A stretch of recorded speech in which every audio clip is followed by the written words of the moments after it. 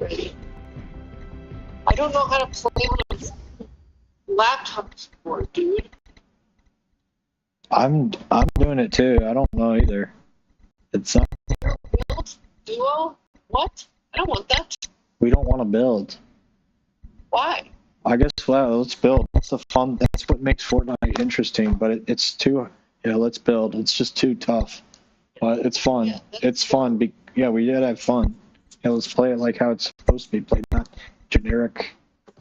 Thank you. Good point. What are you doing? I have to ready up. It's letting me know that you readied up. Well, we need to check the voice thing. I don't want to have to listen to all this different crap at once. So you don't want me to do stuff? No. You told me You're muted. on the phone. Oh my No, God. what? Use your head. I have a USB converter for my computer. You have an onboard mic. You have an onboard mic on your computer, surely. I turned off the. We have to get out of this. I turned off the voice chat. You can go into. Go into the settings right now.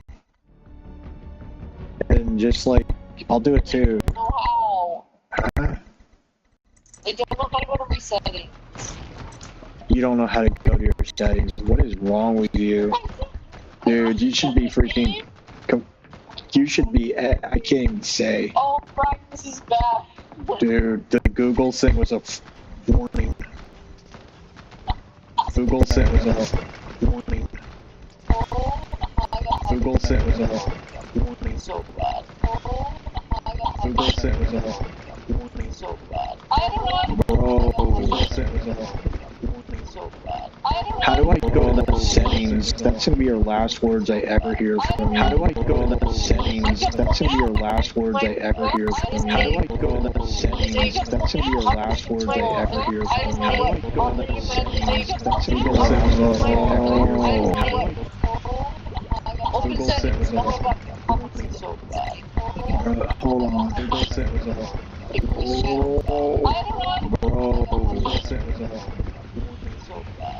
How do I go in the settings? That's gonna be your last words I ever hear from you. How do I go in the settings? That's gonna be your last words I ever hear from you. How do I go in the settings? That's gonna be your last words I ever hear from you. How do I go in the settings? That's gonna be your last words I ever I muted you accidentally. Hold on. Wait. I have a crown, dude.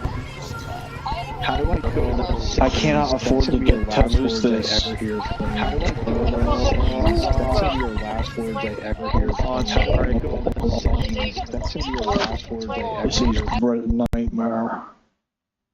I missed. No. Dude. Oh my God.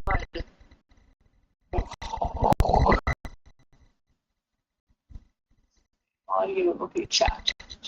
Chat GPT. Where's Chat GPT? I want to use Chat GPT. Where's Chat GPT in the settings menu?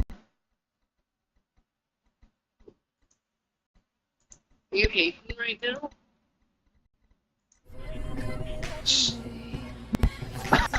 No,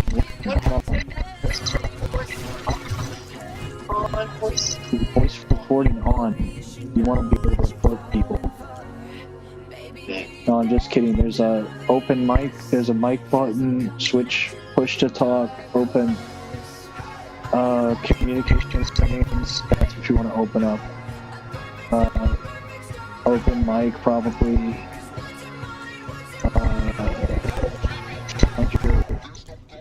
Voice chat.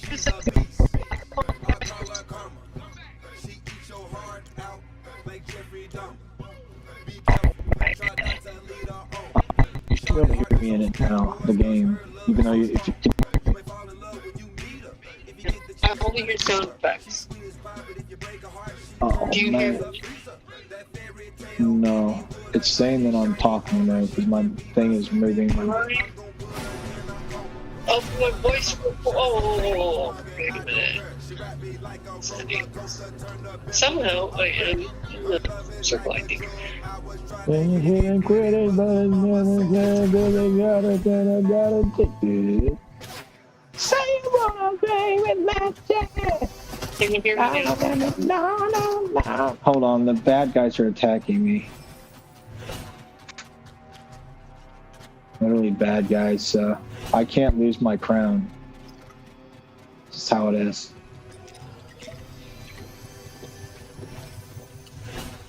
Alright.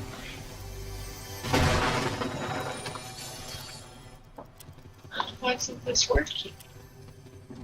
Alright, hold on. We're good. I'm gonna... You can hear... I can't hear you. You really can't. It's saying that I'm talking. It's probably because of setting. Hold on. So go to that. Okay, it says you're in game chat. Yeah, you need to switch to party chat, I think. I don't know how to do that, though. Click. Oh, there's me. Alright, cool. So you're in game chat, though. Wait, why did I don't know how to switch. Go to... communication settings. Voice chat. Yeah, go to communication settings. Voice chat, okay. Is it friends, teammates, and connections? It's everybody. Okay. Go to your chat input device, chat output device. Uh-huh. You're gonna be using headphones, right? No, I don't have headphones. Oh, I see what the issue is. All right, whatever. We'll do it this way. This is better. That's what I would say, but I don't have a USB device. The headphones have That's USB, BS. and these Macs have USBs. Dude, that's nonsense. That's 100% nonsense. It's the... Oh my god, I'm so sore from working out. I'm helping. Oh, well, I'm gonna die. No, you're not. Not on my watch. Brian, maybe we should stop this, and I should come back when it's actually downloaded. Because I need to think about if I'm accepting this job tomorrow. Wait, you have a And job this interview? sucks. Oh, I see. That's tomorrow. Yeah, my boss is leaving, so I guess I got to tell him tomorrow. So I really got to think about this because it's a really big pay cut. But I think I'll be happier, and I can afford to lose this much money. It's about 10 grand a year. But I'm so unhappy that I gotta go, and unfortunately I know my boss is leaving. It's horrible timing, but I just gotta tell him, And anyway, I gotta think about it though, because it's like, it's it's $10,000, and it's a really solid company. Do I really want to do this? And it might not end up working out on the other side, but you do want to leave. But I know, and the thing I don't like about this place, did I tell you? Why am I rolling? What is this shit? I'm sorry. Did I tell you about? I probably didn't, but maybe I did. But I was feeling kind of weird about complaining about this kind of stuff. Was that they don't give there was an annual review going on. There was an annual review going on, and like the criteria for getting a raise was like so. It's making it so annoying. Shut your mouth, pie hole. I'm leaving. I gotta mute myself. I'm streaming.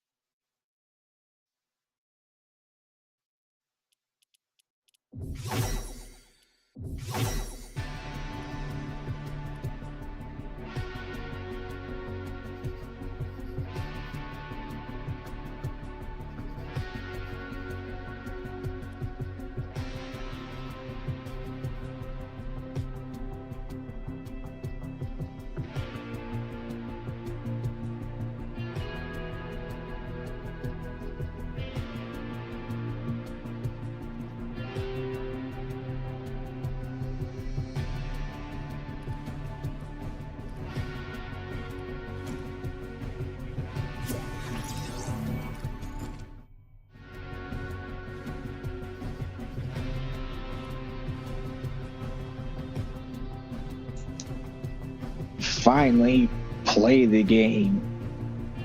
Thank goodness we can finally be guys. We don't have to worry about being proper or being this or that. You can be whoever you want to be a real man. We're going to use this as an opportunity to do some songs. We can finally be guys. Wow, that's not my voice. Being proper or being this or that. That ain't my voice. No way. Be a real man. No way, that's my voice. We're going to use this as an opportunity to do some songs. I don't like it. That's not my voice. Finally be guys. That's not my voice. Being proper or being this or that. That ain't my voice. I gotta drop that. Go real man. No way, that's my... Here we go, we solved it. Let's get rid of this game audio. Let's mute it. We don't want it. You know what? We're not gonna play Fortnite. Can't. Out right now. You gotta tend to the cat. You gotta give some love. He's been very patient. He's been loving. He's giving me some glances. So we gotta give him some love. Gotta show him some love. We're gonna stay in the game because maybe our friend will join. But then we won't hear it. So we do gotta keep the audio just in case our buddy joins. We'll be able to hear it. Talking about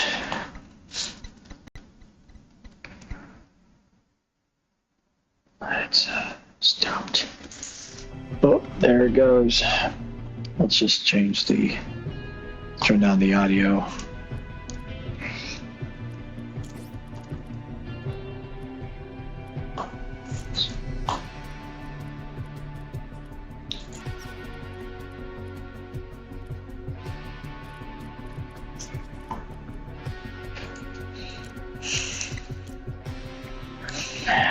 Come on.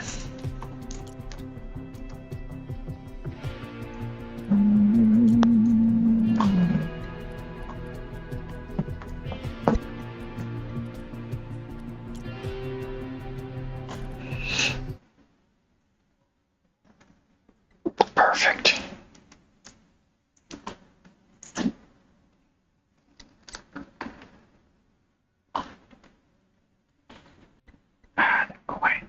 We like it.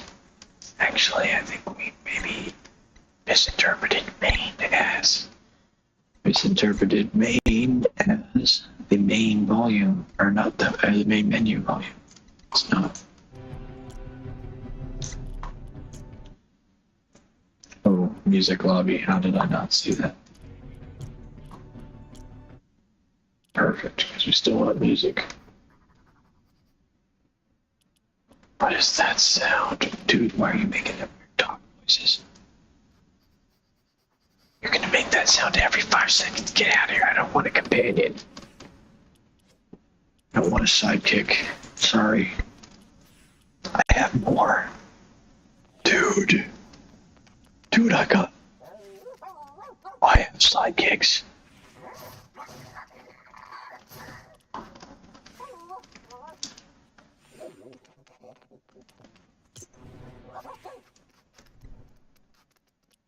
I'm making him, creating him.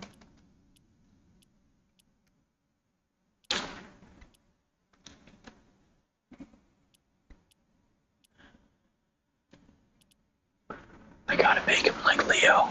Actually, we could make him look like, well, no, they don't have blonde out there, they.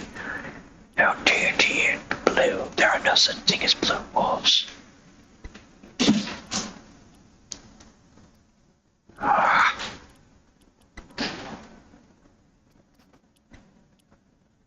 Oh, I like the blue on blue.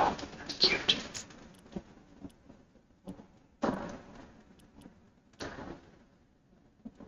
Looks like a fox if I do it like this. That could be real cute then.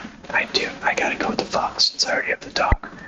The dog dedicated to him. This is a wolf, I think. Isn't it? Supposed to be a wolf.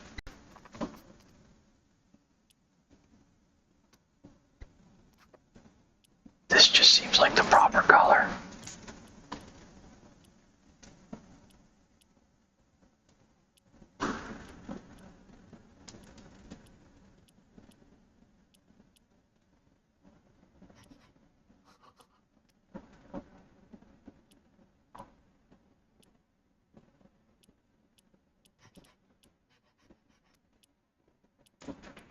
What do we do?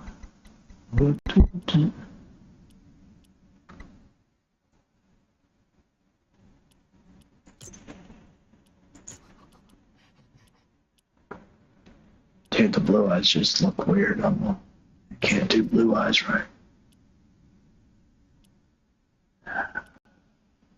It's so weird how when you have blue eyes, it doesn't go with darkness.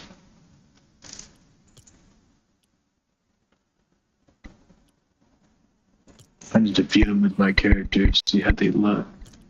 It's so cringe.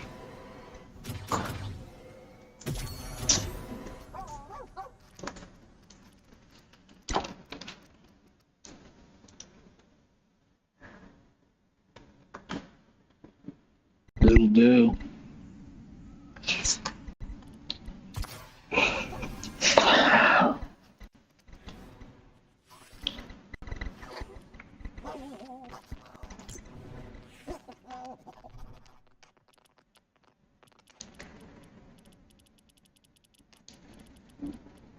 Ooh, how many customizations can we do?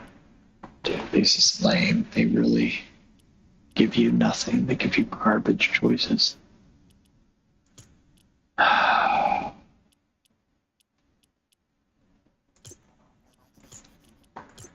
See, I didn't even know you could just... That was dumb of me. I was like...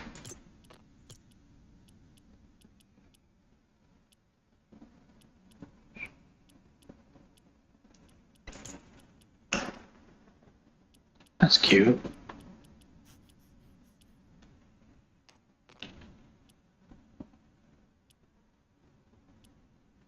Hey, what up, man? Yo, I'm a dog. I'm a dog. I'm a dog. I'm a dog. Hello, everyone. I'm a dog. I'm smarter than all these other dogs. That's just a dog-eat-dog mentality that I have. We can't move.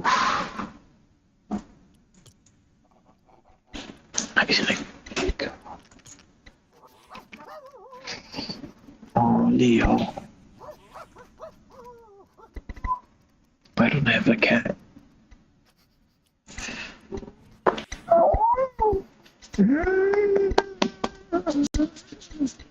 Let's see what's in this shop. Hey guys, I'm a typical gamer. Dude, you've been... Ugh. Let me guess. Is this his wife? The male?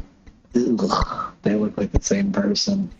It's like do you want the typical gamer or the typical tranny? We'll take the typical tranny.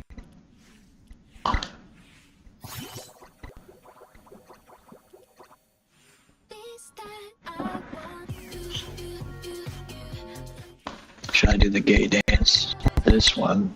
Or this gay dance? This gay dance? This gay dance? They're all G-A. They're all G-A. You know what the last letter is. Just spell it out for you. Okay. Okay, we're beginning to call. Hello, you are live. Okay, cool. Hi, Brian.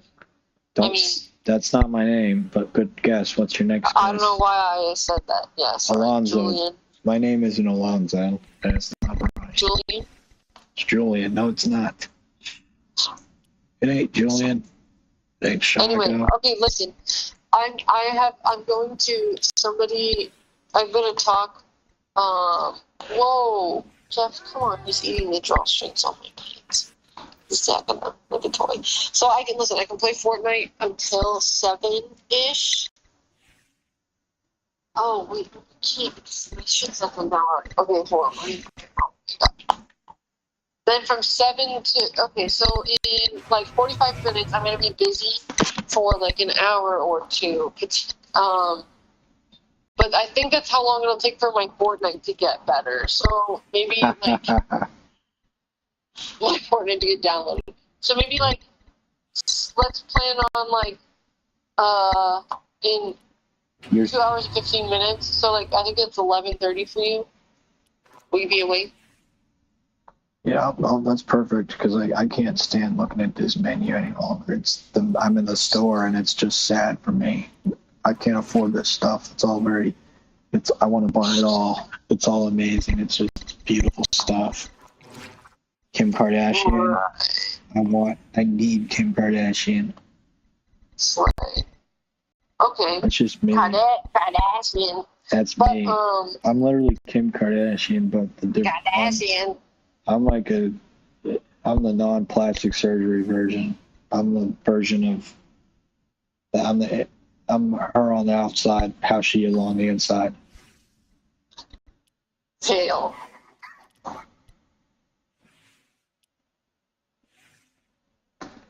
They're selling an old skin that I had that was unique in the Fortnite drop. They have this Fortnite drop section where I think it's old skins from battle passes. Oh. Or no, they're old skins that were in the store. I think limited to, like this polar bear. I've never seen him in the store, but I own him. I thought he was a part of a battle pass. Oh, well, that's the whole point of the battle pass. If you can't buy it, you earned it. I must have. I'll look right now, actually, because it says like if it's in the battle pass or whatever. Oh, yeah. I like the rarity stuff. Part of the season 12 battle pass. Introduced in chapter 2, season 1. Oh my god. So it's like an old one, so that's probably why you don't see it, because it's not the the new ones. It's the polar. You know what I'm talking about? It's like looks like I do. Polar Express bear. Yeah, I know that. It's freaking Coca-Cola, but like his edgy brother. It's edgy cub. I'll grow It's up. like the Kieran Culkin of the Macaulay Culkin and Kieran Culkin duo. I wish I. Yeah, it is. I imagine it is. I'm giving my cat pets. He literally put his. It's just like placed his rear end right where I can just like. He's like, all right, please, I'm ready. I just discovered the pats with him. It's kind of a new discovery. I know it's kind of cringe, but I just discovered how much he likes it because I sometimes thought he didn't like it, but that's actually he likes it. He needs and stuff when I do it. But that's what they do. I guess that's what they do if you hit the right spot with their tail, the base of their tail.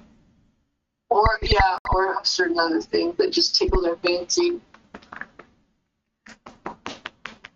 Say hello. I met them my shoes. Oh, do you hear him? He was like, he did a little, this is a little too much for me. Oh, I couldn't hear John.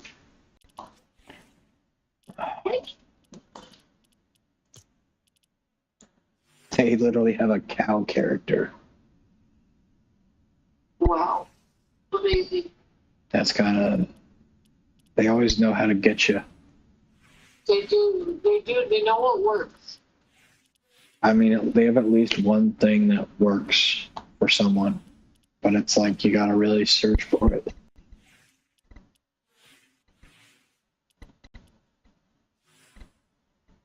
Overwatch, though, is in Fortnite. That's just makes me sick. Overwatch is in Fortnite? Yeah. Only a few characters, but I'm sure there'll be more. I bet T-Bug's in there. Yeah, and it doesn't. Unfortunately, they didn't let her look like Diva. Oh, what the hell? They Diva's too sexy for Fortnite. Yeah, exact. Well, let me see. I'll look at it right now. See if they have the goods.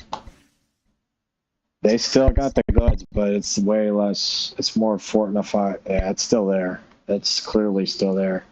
Yikes. Seriously.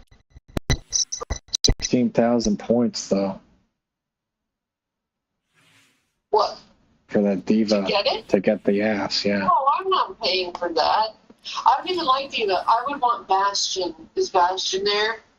Oh, yeah. They're never going to have Bastion. Yeah, he doesn't have limbs. He's just like a He's got no ass. tower. It's just simple as that. No, he's got no goods. Oh. What do they have? Who else do they have? Like McCree? That would be a cool one.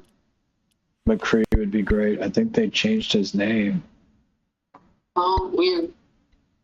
It's actually really interesting, but I'm not exactly sure how I don't remember the story, but McCree was like named after one of the people that made him or something, and somehow there was controversy, so they changed the name. It's a cringe name. I'm gonna look it up, but the other people they have are Mercy, Tracer, and Genji. Oh. Dude, they totally screwed up Tracer's rear end. I want to be Tracer. Dude, they did. They ruined it. I want whatever. I like Diva's like probably my favorite character because I like tank characters because I can just kind of chill, be mindless. I love Orisa and Diva. Those are my main characters. But Overwatch 2, I don't play it. It's too much. I didn't know it was Overwatch 2. That's all they have is Overwatch 2. You can't even play Overwatch. Okay, well, I guess I'll just kill myself. Alright, YouTube turns to service, of course.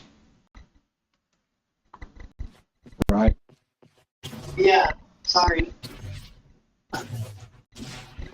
We gotta be nice to the folks at YouTube. They pay our bills after all. They enable me to eat my Cheerios and stuff. Cheerios and stuff. I'm generally on an all Cheerio diet. It's actually helping me lose weight. It's for heart health reasons. Yeah, that's like what toddlers eat. Well, it's what keeps me young, keeps me toddler-esque. Oh, that's weird. Okay. I sing really high pitch. It's probably because I eat all those Cheerios. It's keeping me youthful and my prepubescent.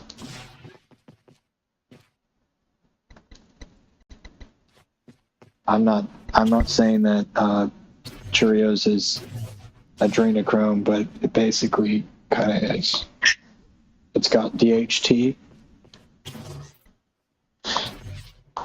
It's got D. I gotta find out what they changed McCree to. I gotta tell you what they changed it to and why. I suppose you do.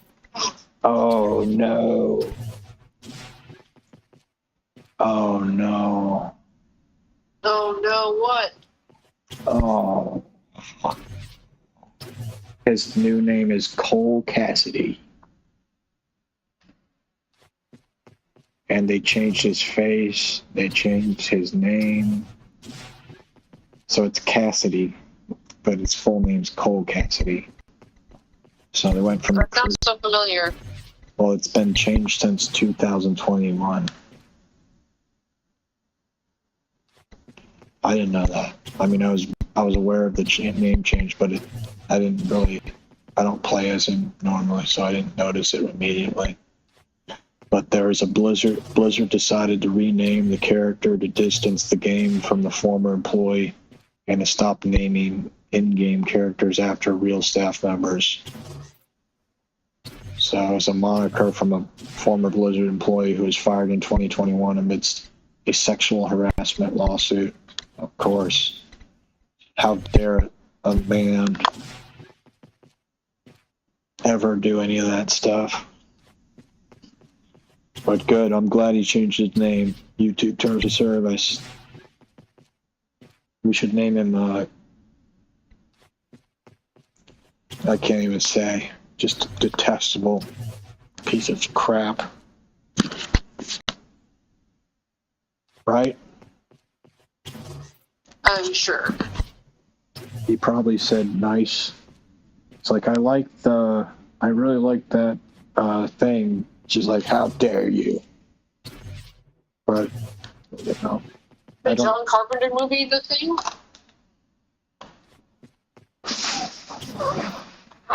What? Okay. I'm glad to understand. Yeah, you gotta update your firmware. Oh, I was literally singing this song earlier, Sam Smith. He's in the Fortnite store, and even worse, Ariana Grande's Positions is in the Fortnite shop. wow. Because freaking, it's right in the form to the right of Positions uses Hysteria. Huh? That is kind of cool. I wish it was 960. And above Muse is 9 Inch Nails' March of the Pigs, because we have to have a third song from 9 Inch Nails. 9 Inch Nails. Yeah. I will share a revelation though recently. Blur's kind of a band that's shoved in your face all the time, so you kind of create a weird association with them. And then there's Gorillaz, which I kind of bypass. It wasn't my thing, but Blur is like a brilliant band. Like they have like tons of different styles of music. From what I've heard, I heard a song from them that was just, I loved it. It sounded so Bowie, and in like the best way. The music video has like millions of views. It's goodness gracious, it's a beautiful track. It's like a Clockwork Orange. The music video is, but I don't watch them. I got my head checked. I figured out what it is. I know what it is. Have you ever heard the song The Universal by Blur? It's got 21 million views. I never heard I've never seen a music video. I didn't watch the music video. So neither did I. I mean, I did if it was on my grandma's MTV. Like, even back in the day, like, I couldn't even watch music videos because they weren't even on MTV. Freaking Trash was on MTV. So, literally, MTVU was, MTVU. That was the only channel that played music, and my grandma had that channel for some reason. So I'd I would just be in there while my parents were doing whatever. I don't know what the hell they were doing. But God bless my grandma. Seriously, dude, what a awesome woman. I never had MTV of any kind, so I don't know. Yeah, we got cable or something around. I don't know when, like high school or something. Maybe even earlier than that. I think it was only on one television. It would literally work like that. But we only had, my parents, I think, had a television at some point after we leveled up and went beyond one television. But like, I think literally back then you would pay per TV for cable. I'm not kidding. It sounds ridiculous. But maybe I wouldn't know. I think maybe that's more so when they went digital. So at one point, the cable went digital, and there was like digital receivers, and like digital receivers could only transmit to one television unless you get an extender thing or something to make it go to another TV. So anyway, but this song, The Universal, it's a beautiful track. I might karaoke it, even though I don't know how it goes. Okay. Okay, well, you're supposed to say slay, bitch. Okay, slay. Okay. Bitch. Okay, fine. You insist. All right. Oh, man. I've only heard this song twice ever. And it's Blur. And the song is called The Universal. It's like, how can I... It's just... It blows my mind when songs like this completely... You miss them. It's like a amazing surprise. Just like... How could this... I know music very thoroughly, but I've never really delved into Blur. But I know them kind of in a tangential way or outside Yes, way. that's how I feel about Blur. I know who they are. I know what they did. I like them. I never went out of my way to listen to them or try to Oh, wow. explore them fully. This could blow your mind. This could blow your mind then. Like, It could blur my mind. it could blow your mind. Yes, blow your mind. It'll blur my mind. Really, but I'm serious. It's a beautiful track. I'll just send it to you Sure. since Yeah, I'm. just that. But I went to Giant Eagle again and got some more Jenny's ice cream because it's still on sale. But boy, oh boy. Oh, it's on sale at my Whole Foods. Okay, cool. For $8. $8? Yeah, 2 pints for $8. That end of it. Wait, two? I need to go to 2 pints for $8? 2 pints for $8. Are you kidding me? It's like half off because in Arizona, it's a lot of so they got shitloads of it and really do fries. Dude, ice cream slaps in Arizona. Nothing can. Ice cream does slap in Arizona. They don't have all different but $8? Oh yeah. That's insane. That's half off. I'll show you. I'll take you. No, I believe you. You don't. Come on, No, I'm man. gonna just rub it in your face. See, but All right, that's the spirit. That's the spirit. I like that. That's the spirit.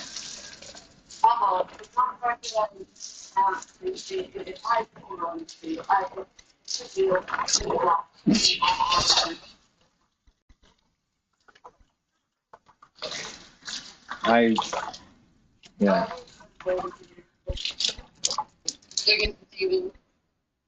I'm multitasking in a dumb way. I just got I fixated on this ice cream. I cracked it open, but I got cookies and cream. I guess I want to discuss it because the one I had before this was amazing. It was totally worth taking the risk on, which I never do.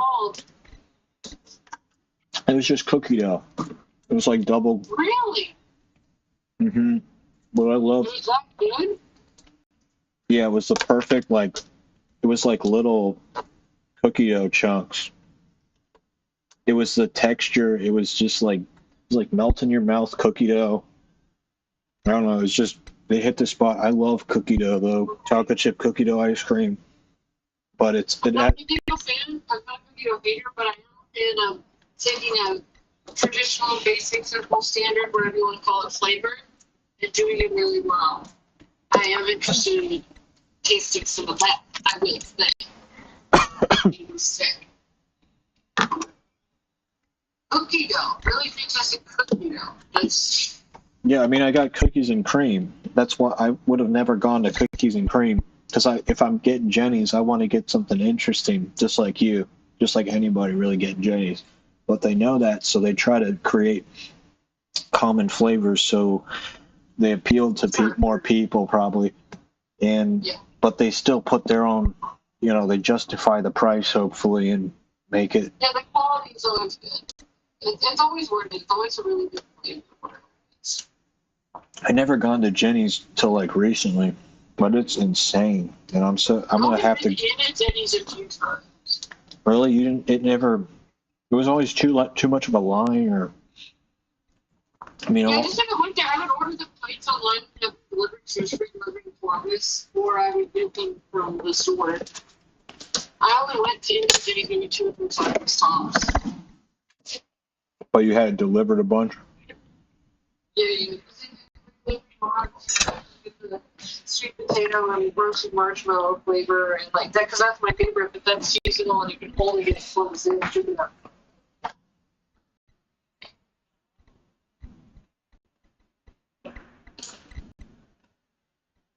So much scoop stores, all and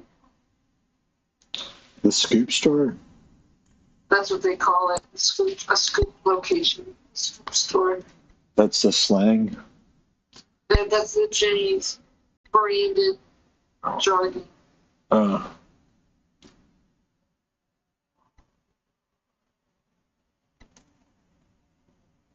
Jenny did her thing and she did it well. And we'll say, Janet. she did her thing and she did it well. That's what I said about. Yeah, Jenny. Jenny. Whoops, I was like trying to be like, how do I make this funny? It's like, it's Jenny. It's literally the most, it's the Forrest Gump, you know? The whore. The big old whore.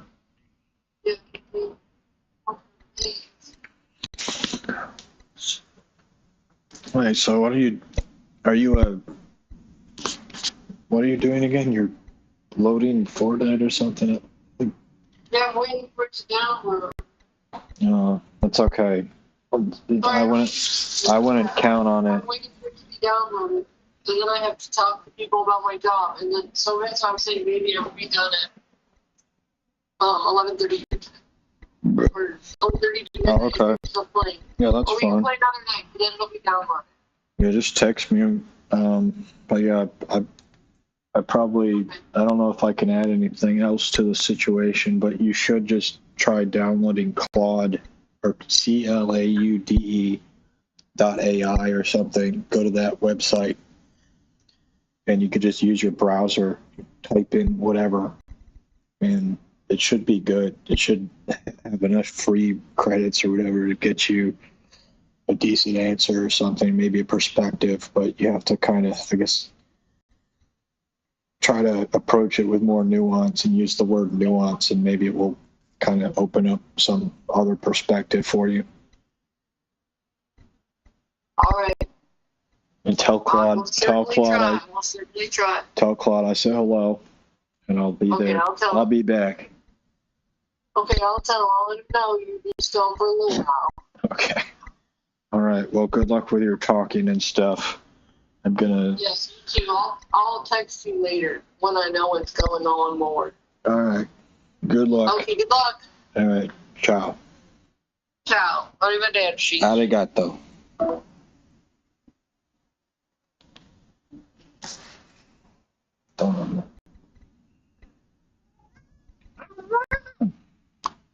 Don't worry. There might be a Fortnite stream. Don't worry. We're gonna sing this song. Just think it before 10 o'clock. We're gonna have fun. Not this is still on or whatever, but who cares? Who cares? I care. Nobody cares. I care. I don't care. I'm tired of looking at this schmuck.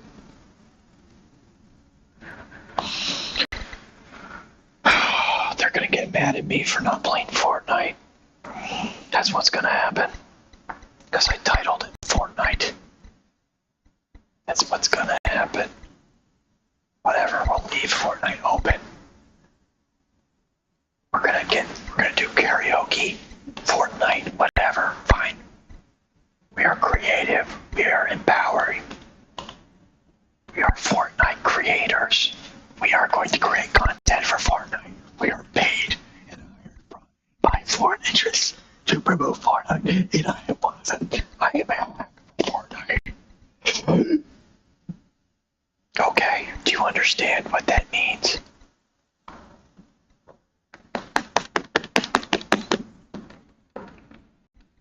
But yeah, we're gonna promote Fortnite. We're gonna have fun. We're gonna actually make it interesting because ain't nobody who's creative doing anything in Fortnite. With all due respect to Fortnite. If you're watching the same if you have access to all the Star Wars movies and you're watching the same one over and over again, it's one of those woke. I'm just kidding. I'm not kidding. Actually, it's not even a political thing. It's masquerading actually as a political thing, which ends up creating more divisiveness. So politics have actually taken control of our entertainment industry, our video games, everything, because there's more money involved if it's political, and that's why it's so heavy-handedly a certain way. It's to empower or divide. I mean, we're not going into politics, but we are going to do some amazing karaoke for a song that I've heard a couple times. It's beautiful, beautiful song.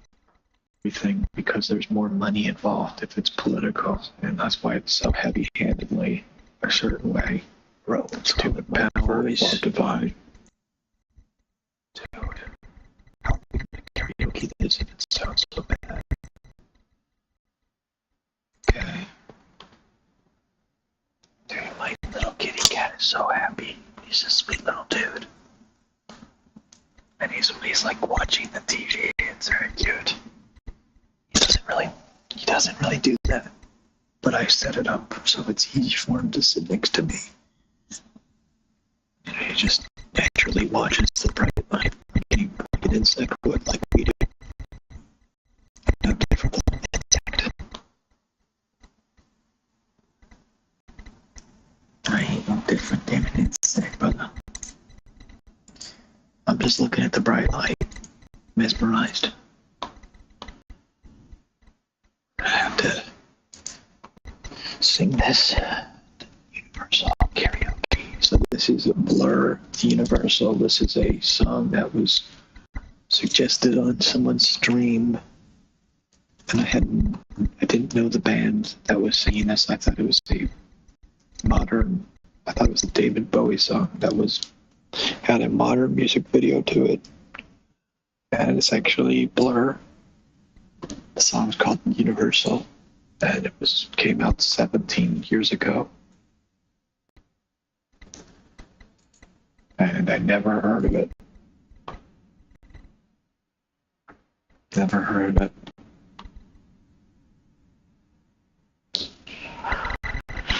I didn't know how the song goes, though. That's the problem.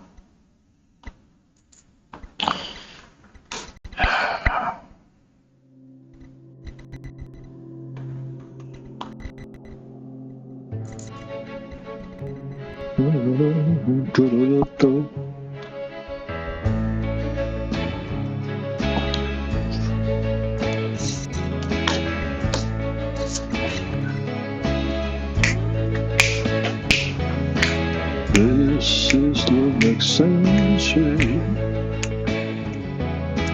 Whether you make us free, you can find it anywhere. Guess the future's been so never I will forget. Onto karaoke song. I would like to sing along.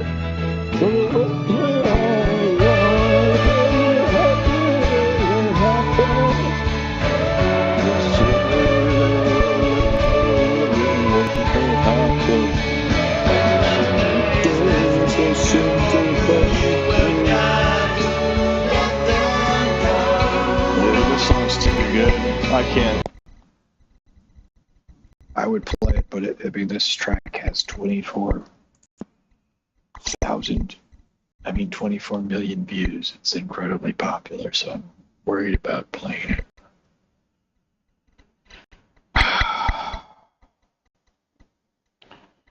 Let's find a chopped and screwed version. Maybe that will be okay to play. if we end up having to shut off the stream, it's really not a big deal.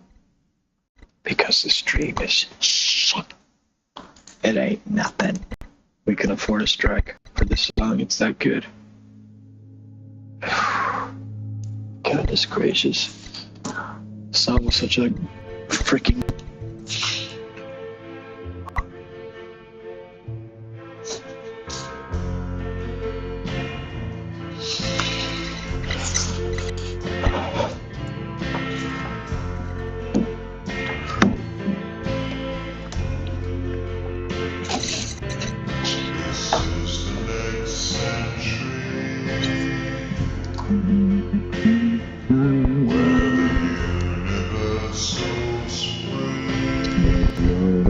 So spring. Yes, the future's been sold, but now we're gone. Karaoke songs, how we like to sing along. Though the words are wrong, it really could have gone. Yes, it really could have gone. The days that seem to fall through you will just let them go. There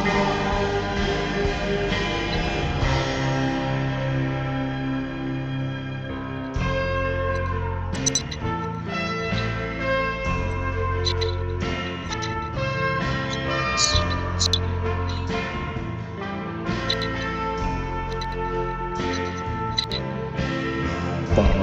satellites in every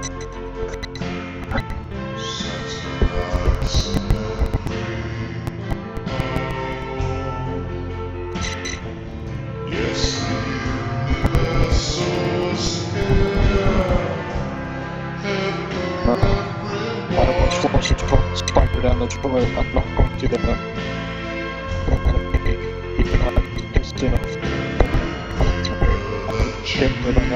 Just standing there. Since tomorrow's your lucky day. Get out of there, dude. Well, it's your lucky day.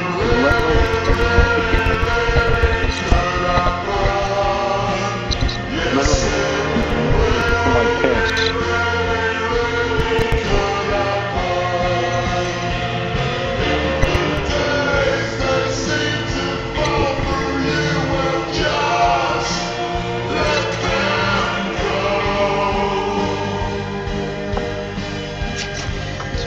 Wants to get... Can't even explain this stuff, man.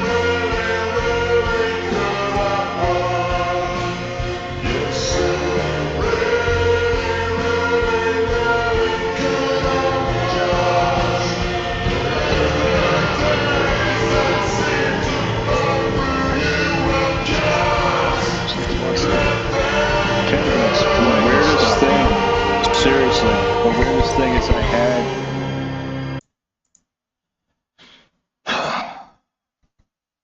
had a spider in my bathroom that I literally protected and didn't kill when he was just a little thing, and let him have his own little spot in the bathroom with some like candles in between the sink and this little spot.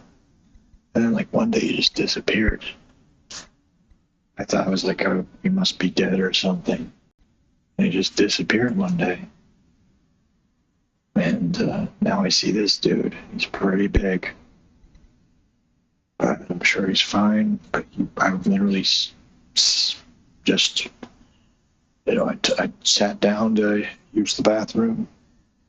Just a number one, not a big deal. But yeah, you know, everything's kind of hanging down. So just grateful he didn't hop on and turn me into a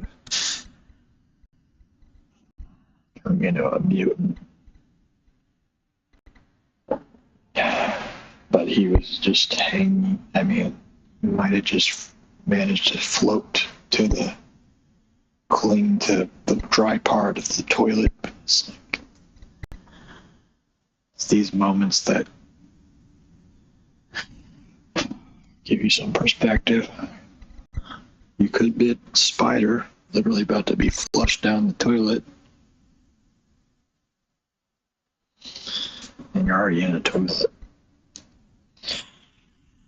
You probably haven't had a great life up to this point.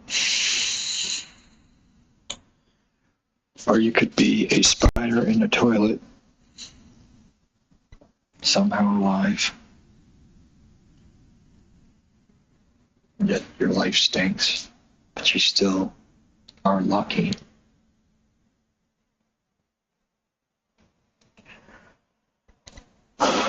Like, I was just about to flush the toilet and I saw this little thing that could have easily been like hair, a piece of hair. I was like, all right, whatever. That was it. And I looked and I'm like, holy moly, that's a spider. It's like, right. I lost in the water.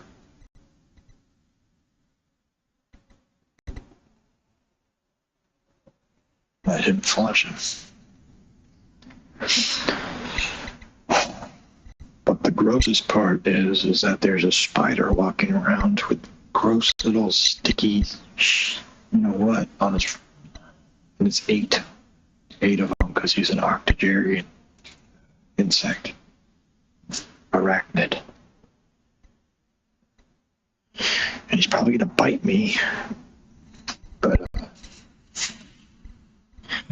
yeah, so it's those moments where you're not sure if you want to have mercy or if you just want to let them do their thing. And I have this weird philosophy that creates interesting situations for me. So I wouldn't be surprised if I get jackhanded. You know, he was a very knowledgeable person that was very kind to animals, and the jellyfish got him. There's that comedian.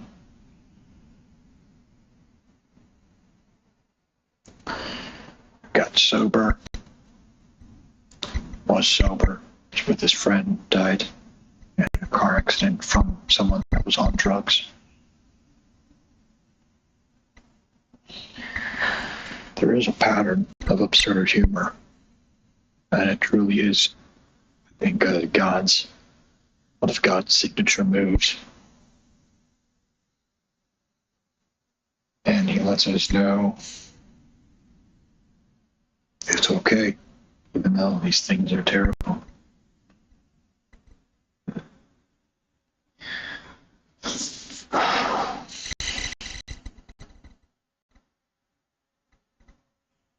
But yeah, why not? The spider, what is it going to do? Like a bite or something? Whatever. I'll get over it.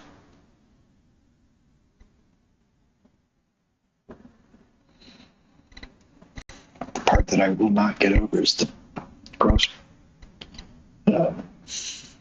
piss thing.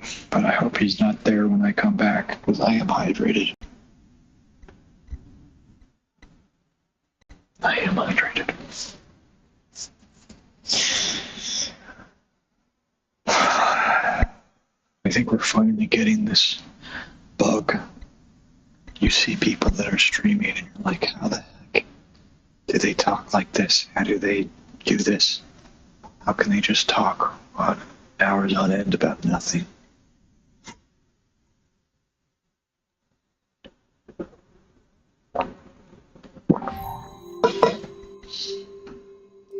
Oh, come on.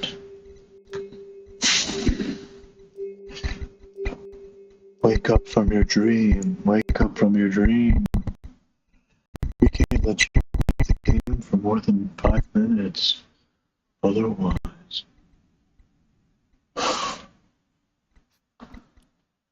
I'm literally only keeping this up here because I said I was going to play Fortnite. Excuse me, so I am playing Fortnite. I said Fortnite. That's the only thing I put in the title.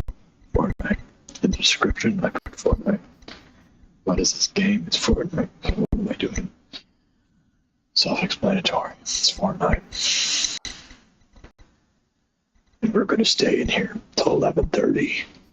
To the point where I demand that I leave this game. Because it's going to be so exhausting looking at this nonsense. Oh, I'm going to choose a better character. Look at Holly. This is me, though. That's cool. I can't believe this is in the game, though.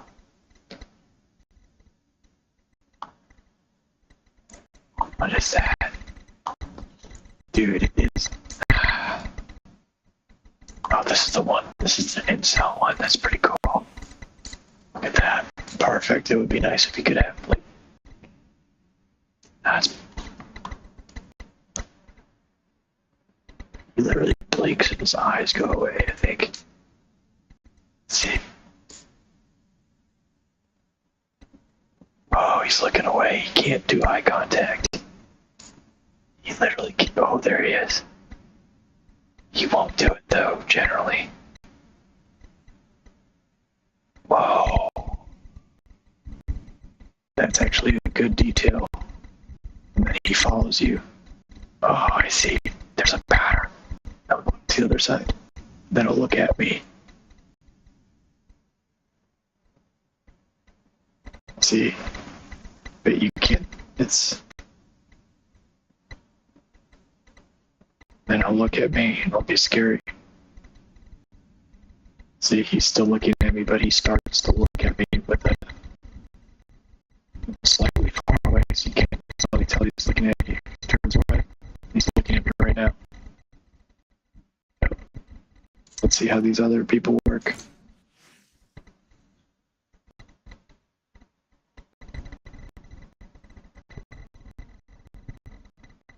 There's a lot more detail to this than I ever thought.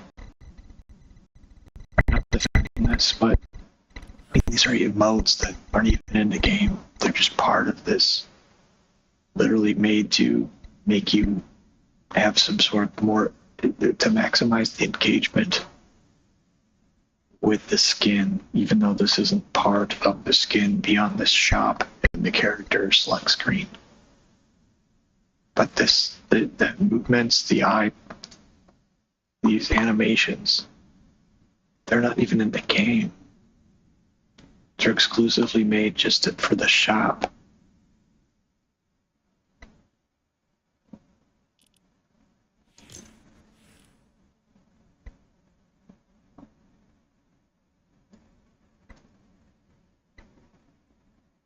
So this is a lot different. He has one pose.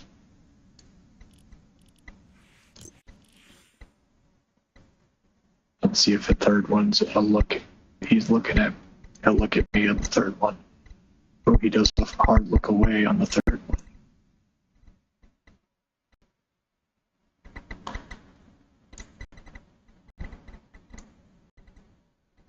He actually doesn't look at you at all the whole time, even if you look at him. He does a brief look at you at the very beginning of the animation. Watch this. He looks at you very briefly.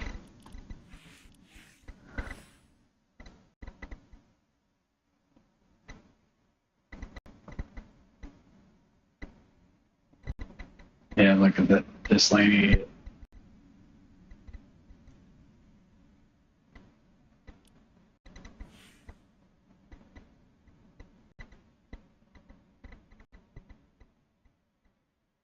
It's way better up close.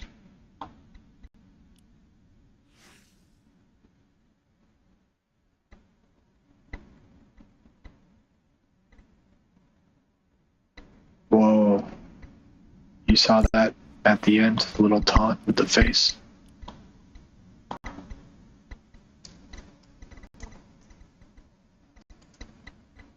Yep. There you go. That's why you watch this. There's that attention to detail that nobody's really going to pay attention to. Even people reviewing skins, they're not going to talk about the animation that only exists in the shop and the character select screen. They ain't doing this.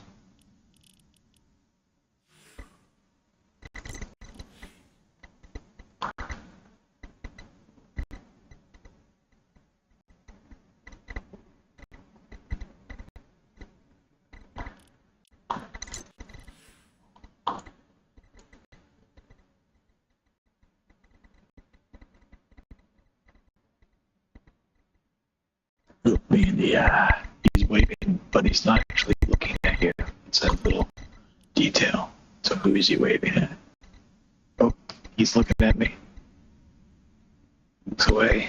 Looks back. Has a quick look away. And he waves. But he doesn't look like he's looking right at you. See that his eyes are slightly asymmetrical.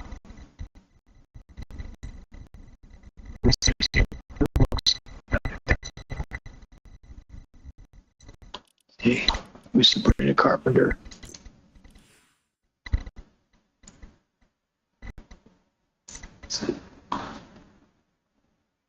Whoa. You see that little wiggle move? This is the most I can zoom in, by the way. You see this?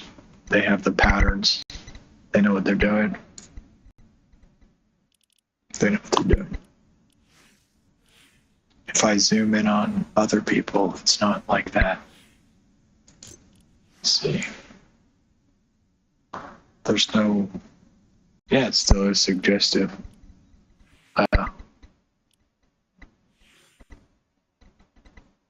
Completely inappropriate. Subliminal, though. All very subliminal. I'm gonna educate the people on Fortnite. I'm gonna set them free, baby. See that fist button? He does a fist grab. So these animations are basically only for. I stand corrected. Probably these animations are in the lobby, but they're not as obvious to see. Like the guy's, like Dwight's face movement. He does a little wiggle. You saw that? It's actually from The Office.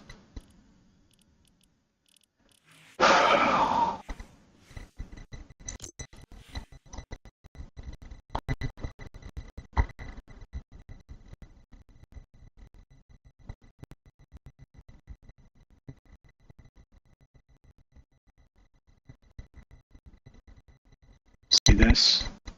What is that? It's literally just a suggestive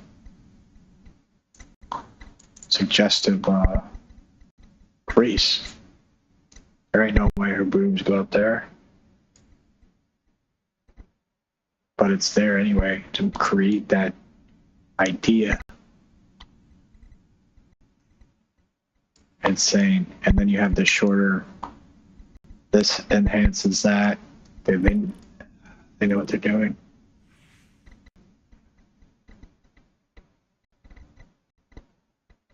So I want to just confirm something, that the animations are in the lobby too, but let's see if that facial movement taunt is in the visible from the lobby. He does it. It's so hard to tell though. So we're only able to really look at it because we're zoomed up. Sabrina Carpenter, that's who we want. Dude. No way. How did I not have her as a favorite? Look at this lady there. She doesn't even have pants on. Dude, how did I not use this lady? What? No, I had Sabrina Carpenter taking with the whole world because this was the most annoying skin ever. That's why I don't want a sidekick, unfortunately. They're in my vibe. Get some pants on. I'm gonna definitely get some views now that I'm bring the carpet over here. Look at it, guys. Look, I'll do light too.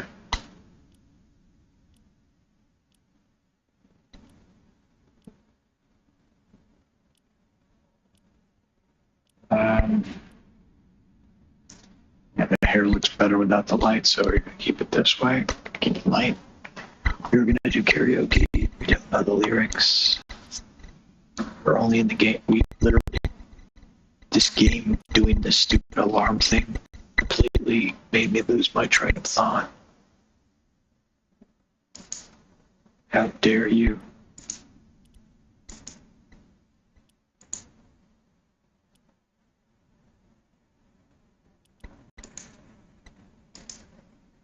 Oh yeah, we gotta test the audio. Game doing this stupid alarm thing completely made me lose my train of thought. How dare you? What's wrong with my audio? Hurry up, Miss Pretty. I can't do karaoke. Can't.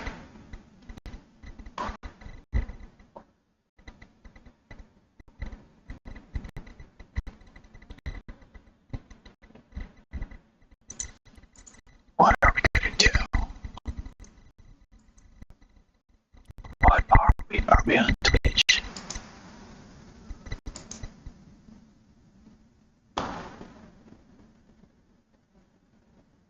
Okay, we're not online on Twitch. We lost a Twitch follower, by the way. We probably lost the one person that actually followed us. I'm serious. I'm serious.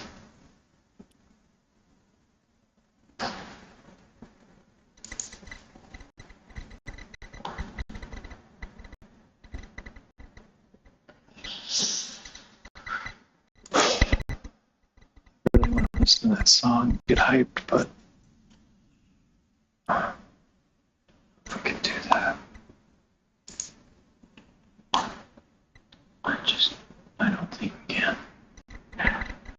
We actually can't, because we're gonna remix it.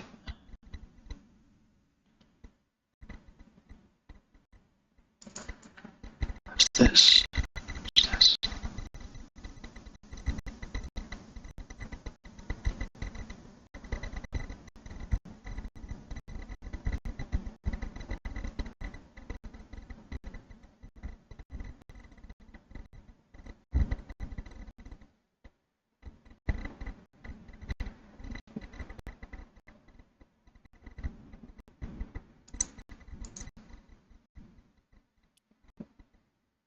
Basically have like, I'm on YouTube all the time, addicted to live videos and stuff. So like sitting around all day waiting for the live videos because I have like FOMO and crap.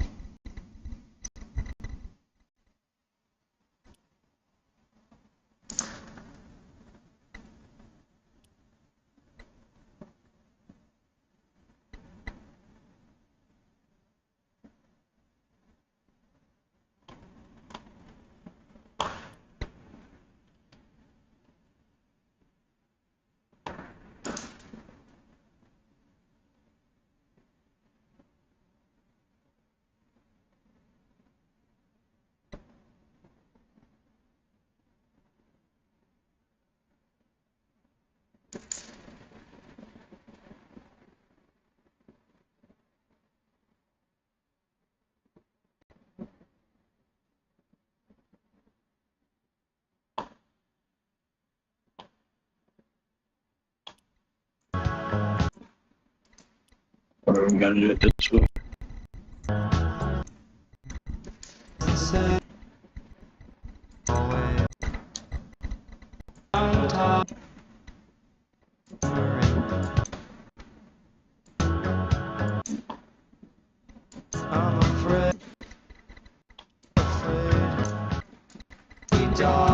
we gotta do it this way.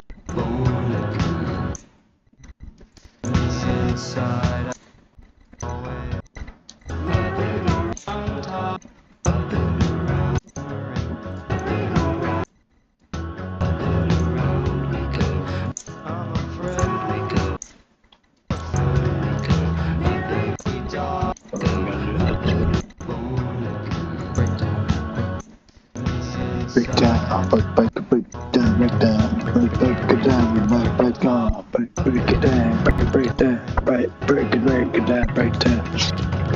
down, break down, break it down, break down, break down. Ooh, hey,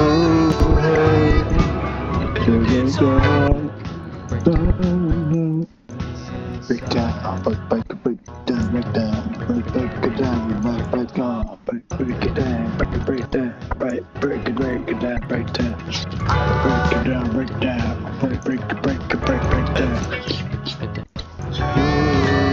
Ooh, hey, break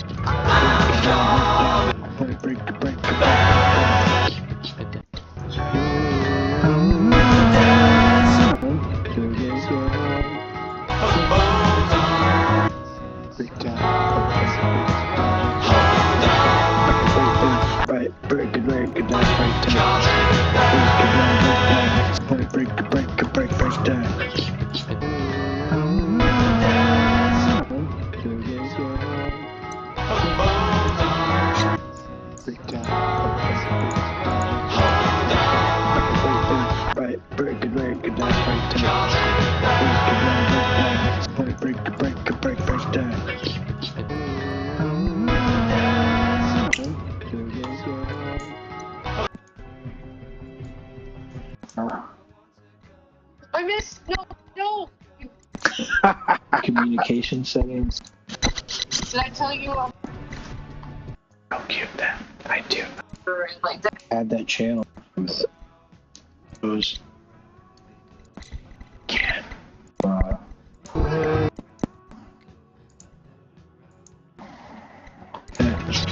Break it down, break it down, break it down, break it down, break it down,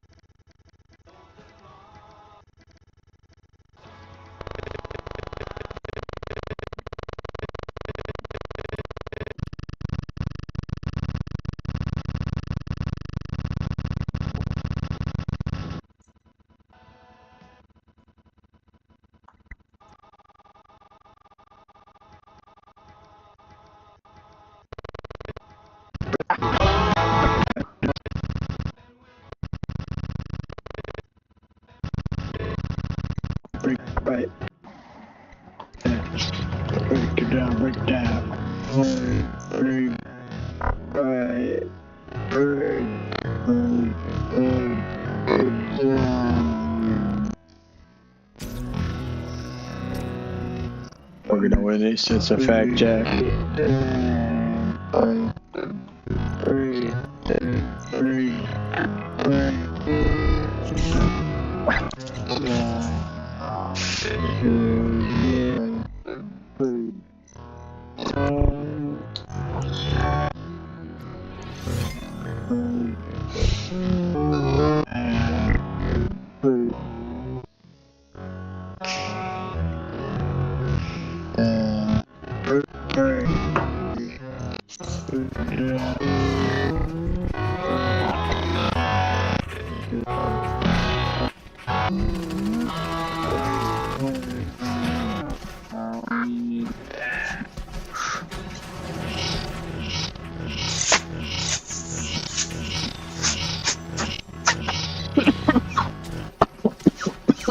What's that?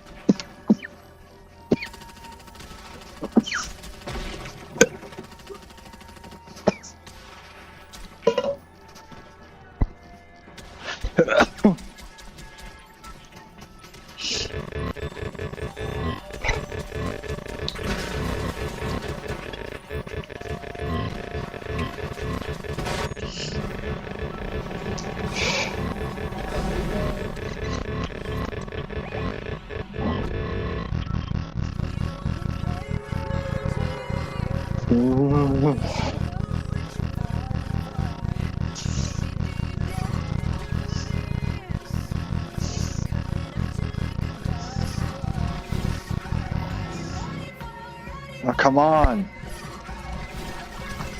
I don't want... Go faster.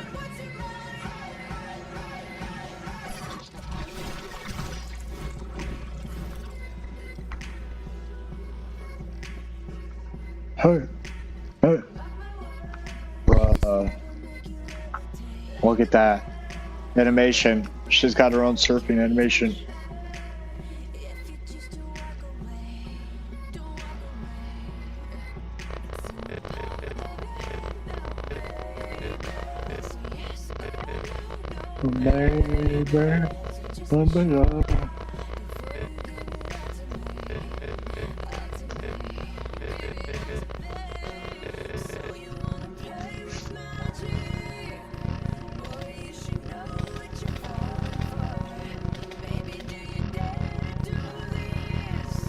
Baby. You're natural like a dark horse.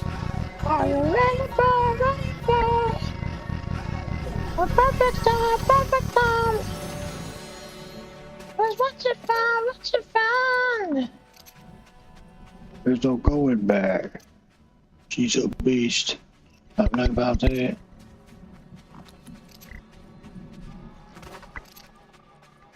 I got this. Watch this.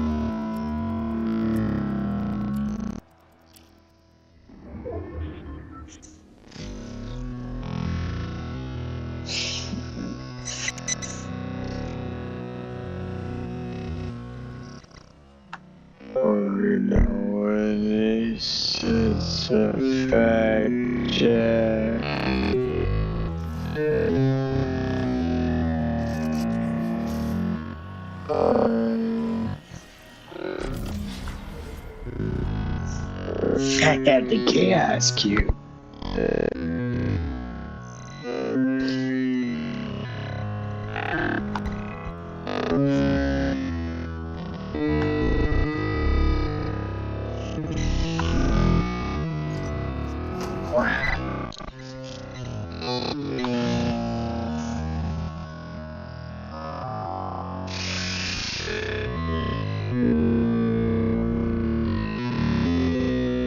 Do you hear that?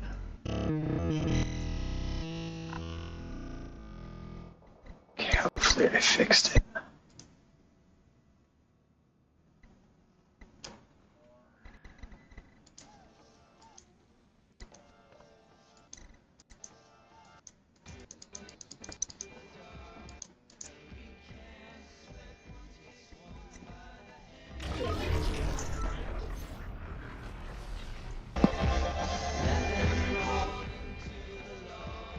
Da, da, da, da, da, da, da.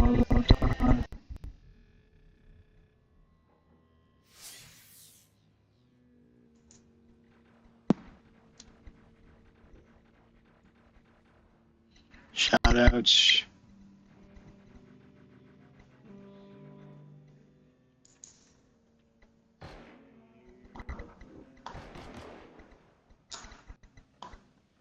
Well, I can see outside it. They didn't know I could do this. Dude, she's making some chunky monkeys out of it. And that. So it's green, which means go, which is wrong. So this game is subversive. Let's just put it that way. Yet another example. And is this gender neutral? What is this?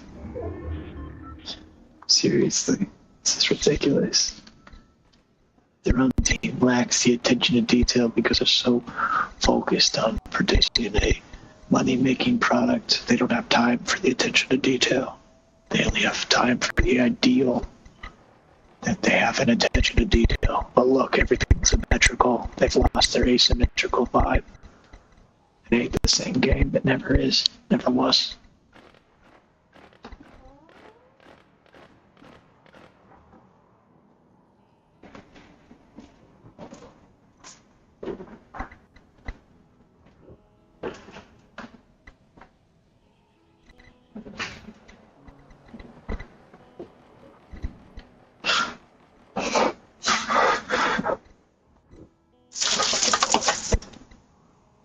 It's ice cream time. It's just a...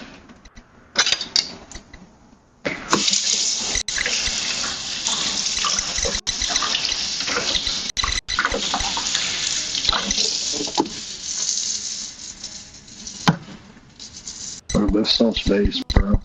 If you're here, you're based.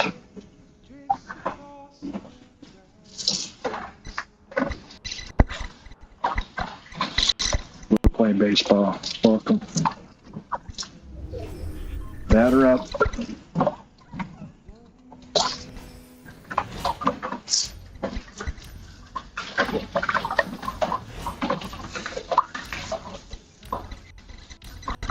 I'd say this fork's about clean.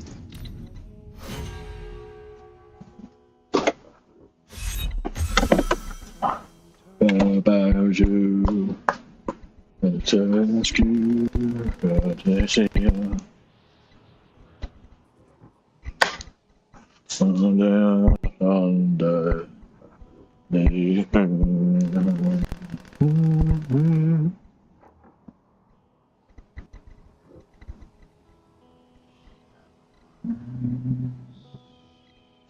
Cheers, everyone.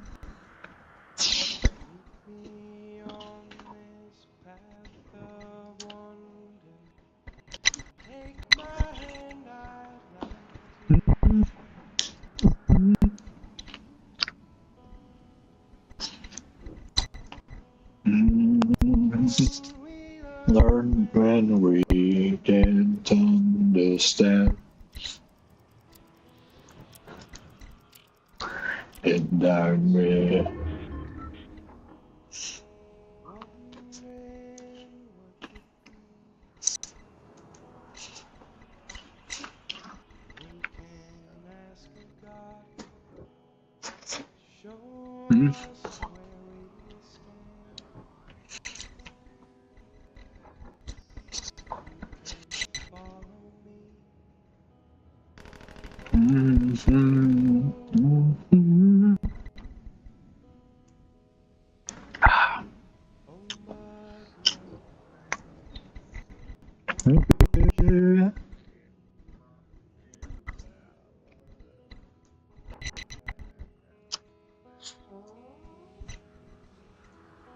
Did you hear that? There's a little fire sound that comes from this. I thought it was my companion. It wasn't my companion because I don't have one. It's literally Sabrina Carpenter's in there. So you can't do that to her.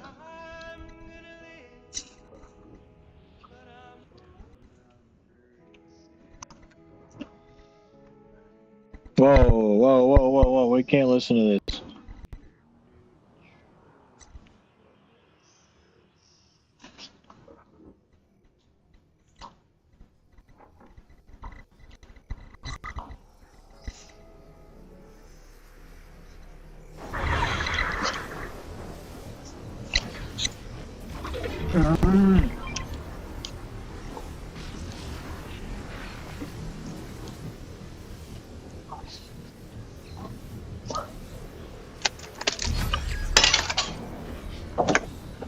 Dang it.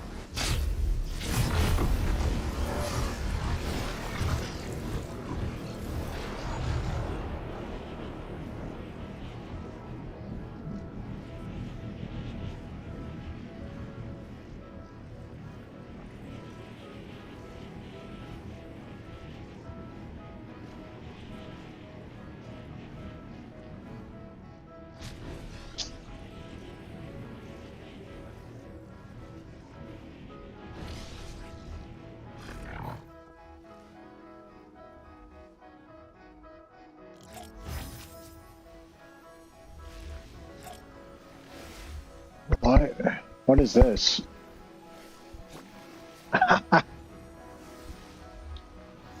Whoa, dude. I swear I did not equip this. I've never used this, but yeah, it's definitely good for Sabrina. Look at this. Nice.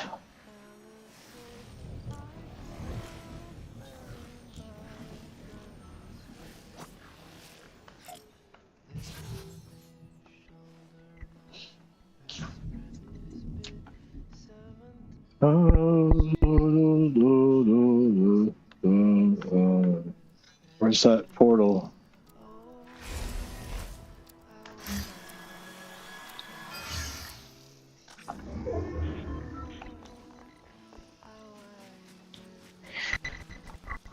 I would run, but it would be unbecoming of me if I'm Sabrina Carpenter.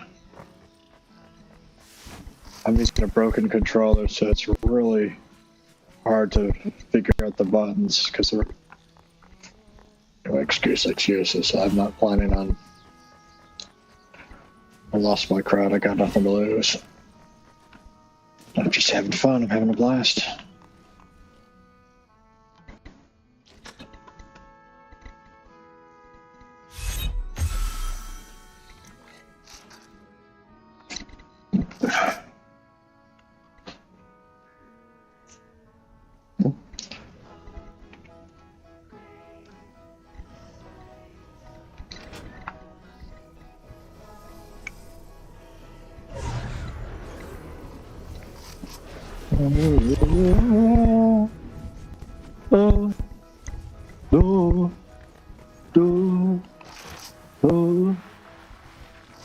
I should play Sabrina Carpenter.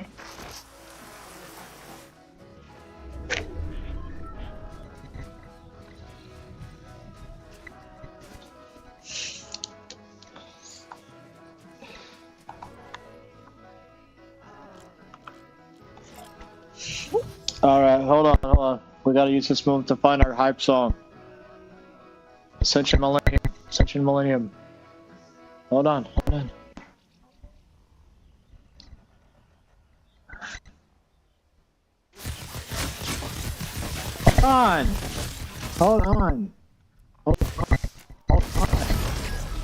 Dude. Why? What a loser, dude. What a robot. Just a robot. What a clown. Get out of here. What a loser. Fucking loser. Get out of here. Just a loser. I'll watch him. I meant to watch him, but trying to get hype music and you have to freaking blow it. I'm ready to win that.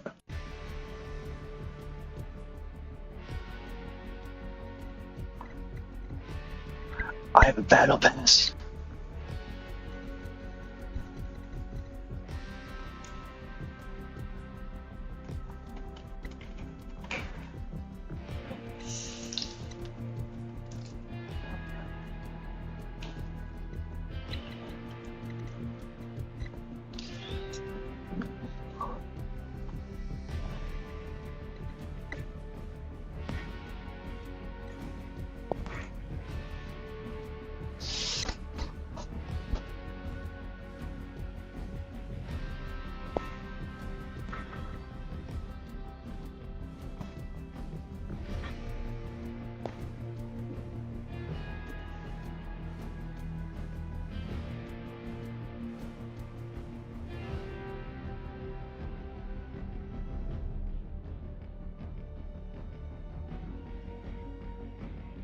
I know what I was listening to.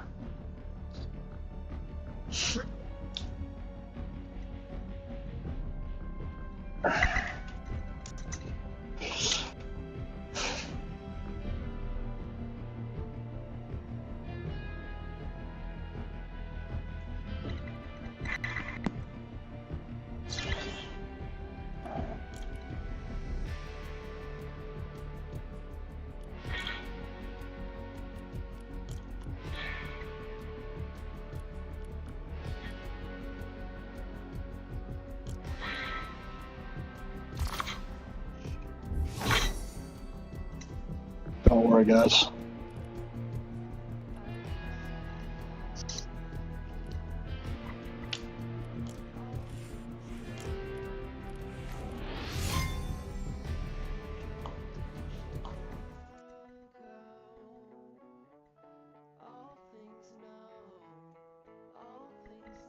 Oh, this is beautiful.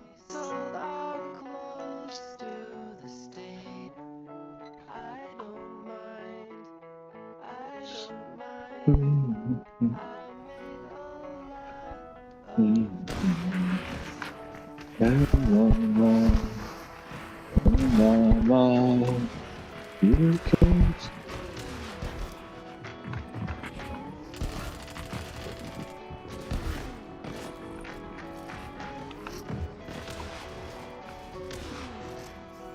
Goodness gracious.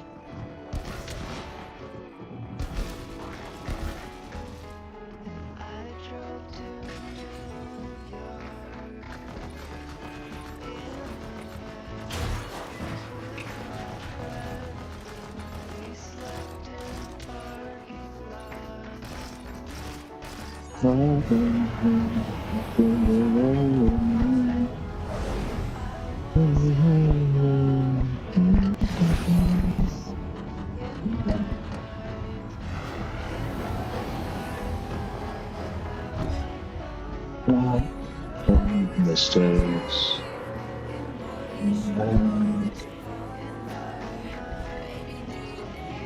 And just stay life. All things go. All things go. You can. All things go. All things go.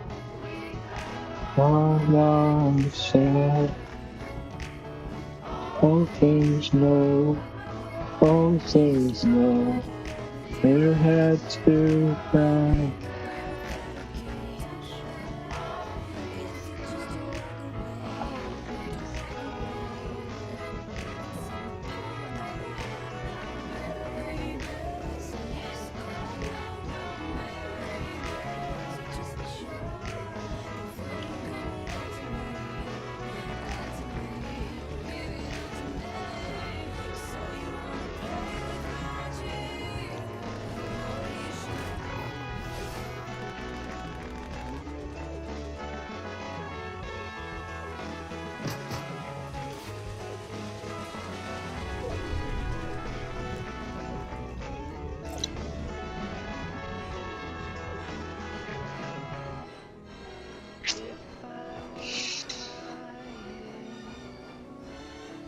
And my land, where's my friend?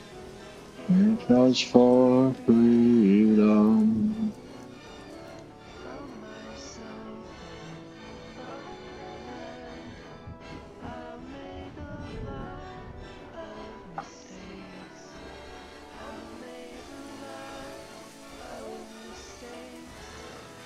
I made a lot of mistakes, and still make some mistakes like right now.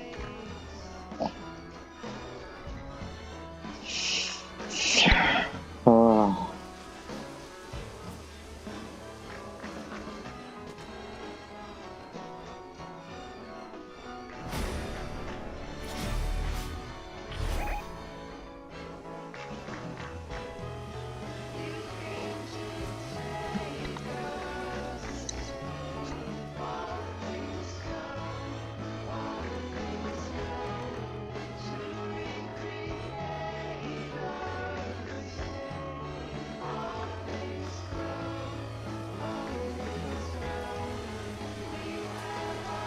Inside, all things know, all things know.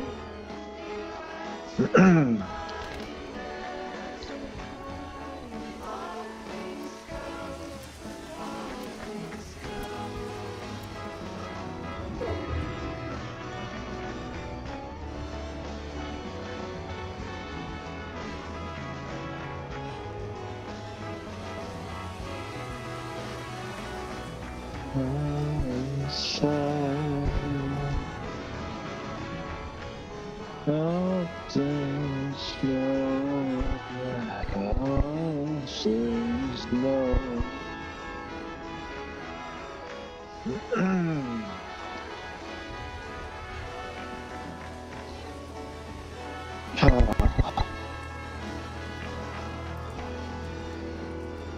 We gotta do it.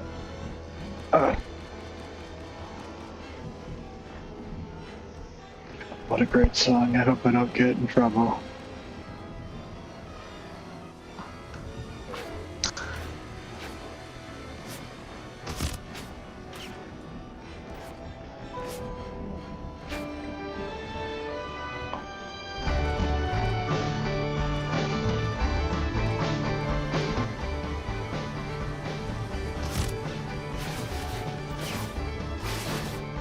Bruh, stop.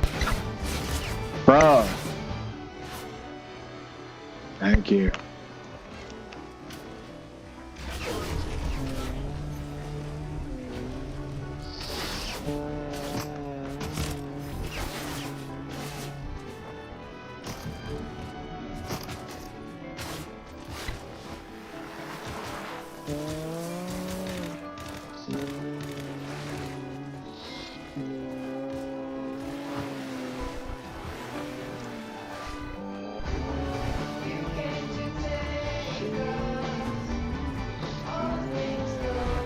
All things go, we created us.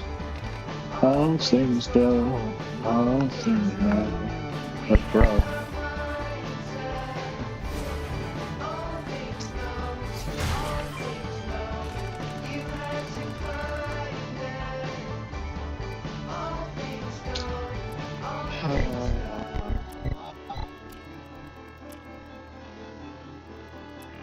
Hold on, hold on. Hold on, hold on. You gotta do it.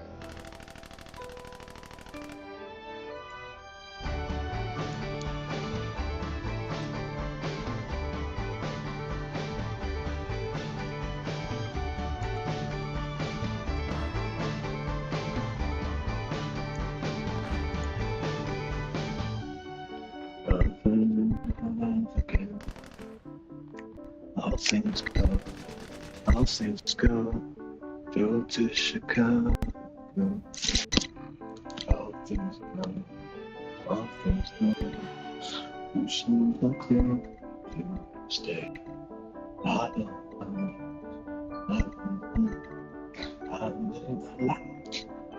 these things in my mind.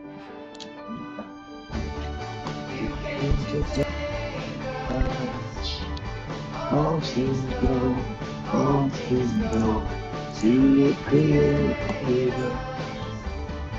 All things go, all things go. We have a mindset. All things go, all things go. You have to find. All things go, all things go. Oh. In the band, my friend is left in parking lots. I don't mind, I don't mind.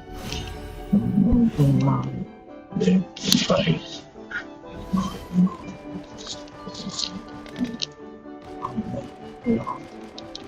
Steps. Give my life.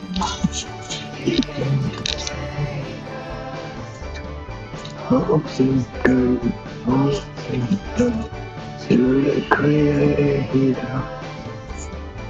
All things go, all things go. People knows. All things go, all things go. You have to find. All things go, all things go. Instrumental.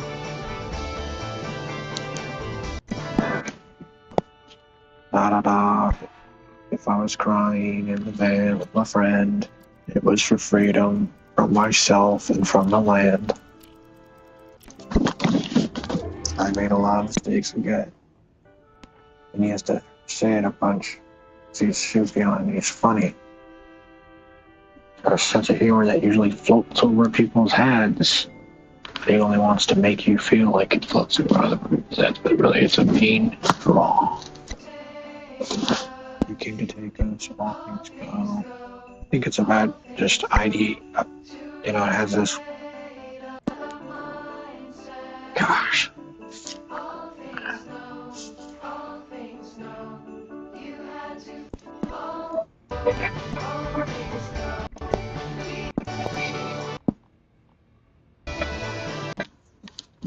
I don't even want to know. I'm gonna bring Claude into this. We gotta bring Claude into this, dude. I don't know what the heck this song's about.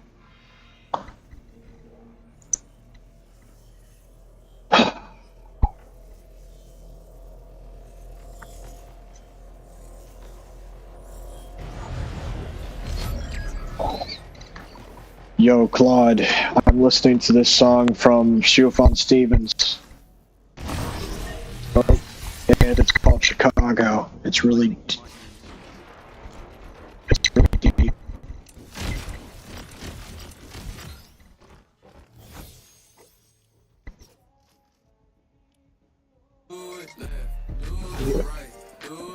Cringe.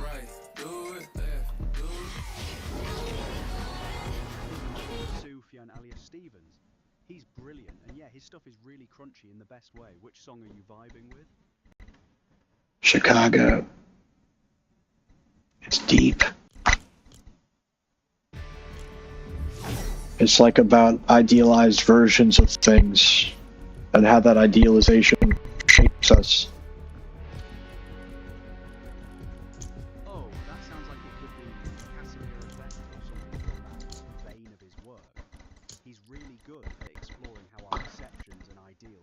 reality. What's drawing you into it most? The lyrics or the production? Well, no, I'm talking about like this. The lyrics. I mean, I love everything about it, but the lyrics particularly. I feel like it's the idealization of something, and having to face that thing and see that it's not, that thing doesn't exist, and that that understanding actually does create you, but it makes you better. It's like God's will. It's like God's grace. Ah, that's profound. So, it's about the gap between the ideal and reality, but finding something redemptive in that collision, like the disillusionment itself becomes transformative, almost like a kind of grace. That's very strange, honestly. Do you remember any of the lyrics or the melody? It's called Chicago, silly. Ah, right, Chicago. It's, Yeah, that song's got that yearning quality to it. The way he captures that tension between what we imagine a place or thing to be versus what it actually is. And you're picking up on something really beautiful there, about how confronting that gap actually shapes what you become. Proper movie stuff. well, I'm not entirely sure I'm correct with my interpretation. Let's go over the lyrics. Good call. Let's search up the actual lyrics so we can see what it's saying. Right, so the song opens with intelligence again and he drives to Chicago, selling his clothes to the state, addicted to his mistakes. Then there's that refrain. Well, hold on. We gotta break it down. Don't be we gotta break it down, man. Fair enough, my bad. Let's take it slow. I'm personally taking a bite of some hot buffalo cheddar cheese curds. But outside of that, we can just go kind of chunk by chunk. Sounds good. So chunk by chunk it is. Which part of the song do you want to start with? This is spicy stuff. Someone should have told me. I can say, oh.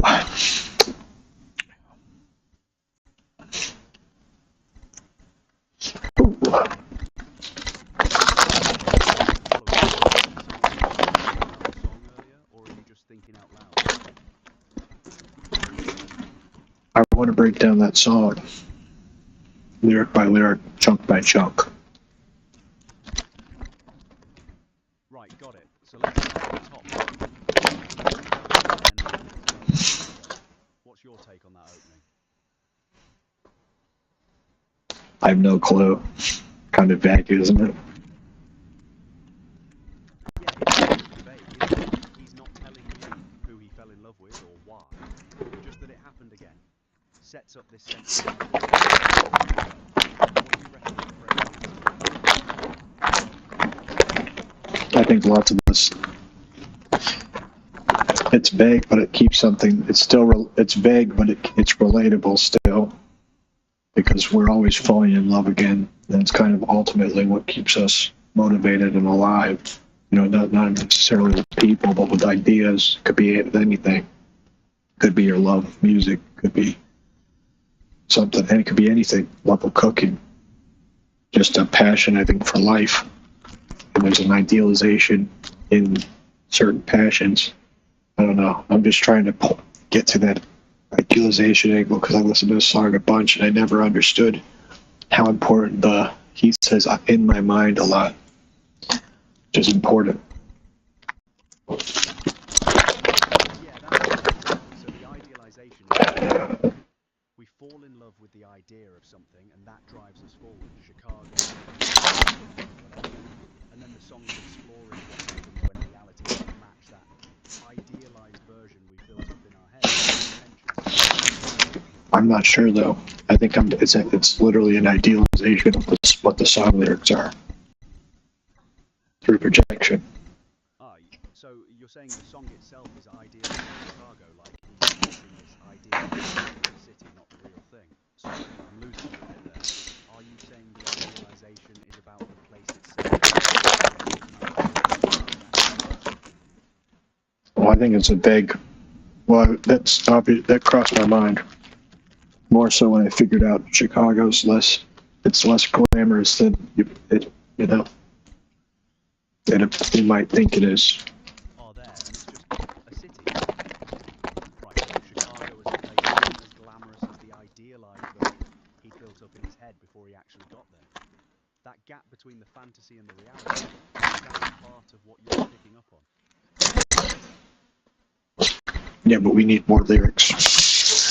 Let me grab my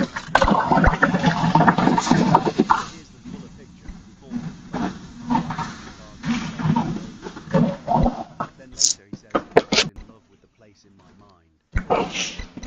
There, yeah. Here, so the part where he says we sold our clothes to the state. It's a very strange statement. It must be symbolism for something, but I mean, he does. I think a lot of these lyrics make more sense in context, but it is fun to kind of hypothesize, or not hypothesize, guess. I guess it is a hypothesis because it's an educated guess. But tell me if I'm wrong, but you know what I'm getting at. You feel me, dude. Right, so we sold our clothes to the... That's definitely something there. It could mean giving up everything material, stripping yourself down to the street, or sacrificing your identity to chase the idealized version of the place. What's your instinct on it? Yeah, that's the same kind of thread I was getting at. Yeah, so that fits perfectly with what you were saying. He's so caught up in the idealized version of Chicago that he's willing to shed everything, even his own identity, to chase it, and then reality comes. Yeah, he's willing to sacrifice his reality for this idealized version of reality that he thinks is still real. So he's willing to sacrifice part of that reality he already has for other reality.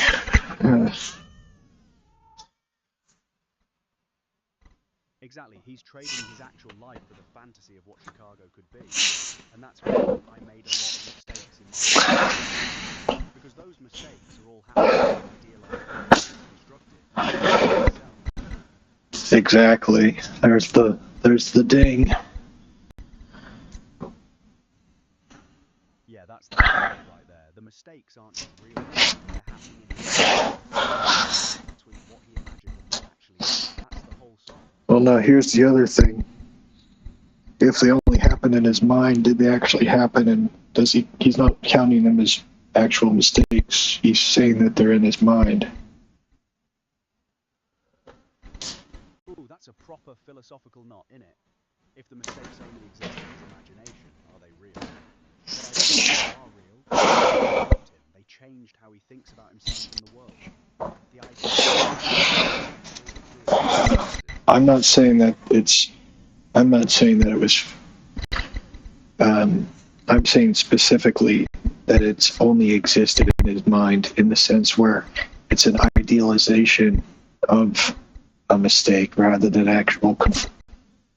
I feel like there's a distinction between making a mistake in real life and in a general, and then saying making mistakes in your mind. Right, so he's saying the mistakes are imagined ones, idealized versions. Like he built up this fantasy of Chicago, and the mistakes are just part of that fantasy narrative he's constructed in his head, not something he did wrong.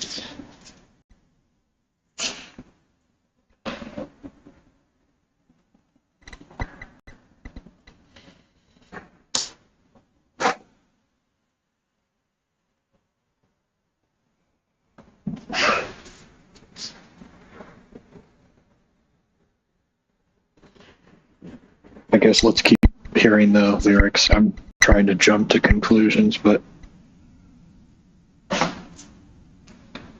point. Let's keep going then. are those the whole lyrics? pretty much the whole song. It repeats every bit. He goes to Chicago, then New York in a van with a friend, sleeps in parking lot, says he's the place in his mind, and ends with, "If I was crying in the van, it was for freedom from myself and from the land." Then he repeats, "I made a lot of mistakes over and over." Ooh, I see what it's saying. I think it's I think there's a juxtaposition between the "I made a lot of mistakes" and then the "if I was crying." That's the key part.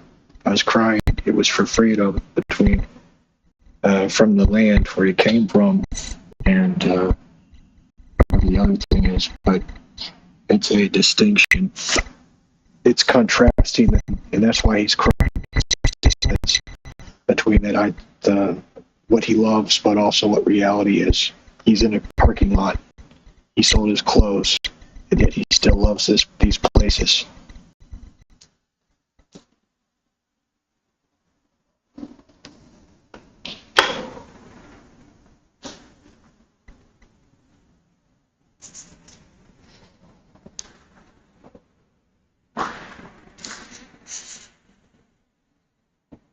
You got that?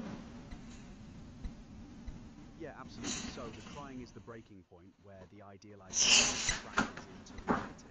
He loves these places, but the actual reality is sleeping with nothing, having sacrificed everything. That collision between the ideal and the real, that's the freedom he's looking for. Freedom from both the fantasy and harsh reality. I also think that he considers like New York and Chicago to be places that are like they're his friends. Like that's a big jump, but That's not a big jump at all, actually. He's personifying the cities themselves. They're like companions to him, especially since he's traveling with a friend, but also traveling through these places.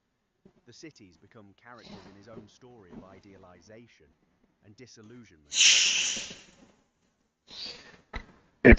according to the lyrics, do you detect any difference when he's describing Chicago or New York?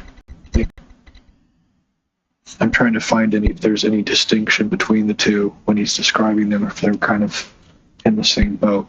And I'm trying to find the nuance between them in the lyrical context. Good question. With Chicago, he says, "I fell in love with it and drove to Chicago." It's this grand poetic thing. But with New York, he says, "I drove to New York in a van with my friend, and I was in love with the place in my mind." It's almost Ooh. more grounded, less idealized. He's already learned the lesson by then, maybe. Exactly. And also he says he did it for freedom from from himself and from the land. So that land could also be referring to Chicago or the place he started from, but he did leave Chicago for New York. So there's something that happened with Chicago. The idealization became too real, or the idealization was destroyed. He moved on to a new idealization, and the reality of that idealization is he's still in a parking lot, sleeping in a van, which is not ideal. Exactly. So Chicago destroyed the idealization, and he's chasing the next one with New York. But he's already crashed in reality. The van, the parking, the lack, that's his actual life. And freedom from the land could be freedom from where he started, but also freedom from the disillusionment Chicago gave him. He keeps idealizing, but reality keeps catching up.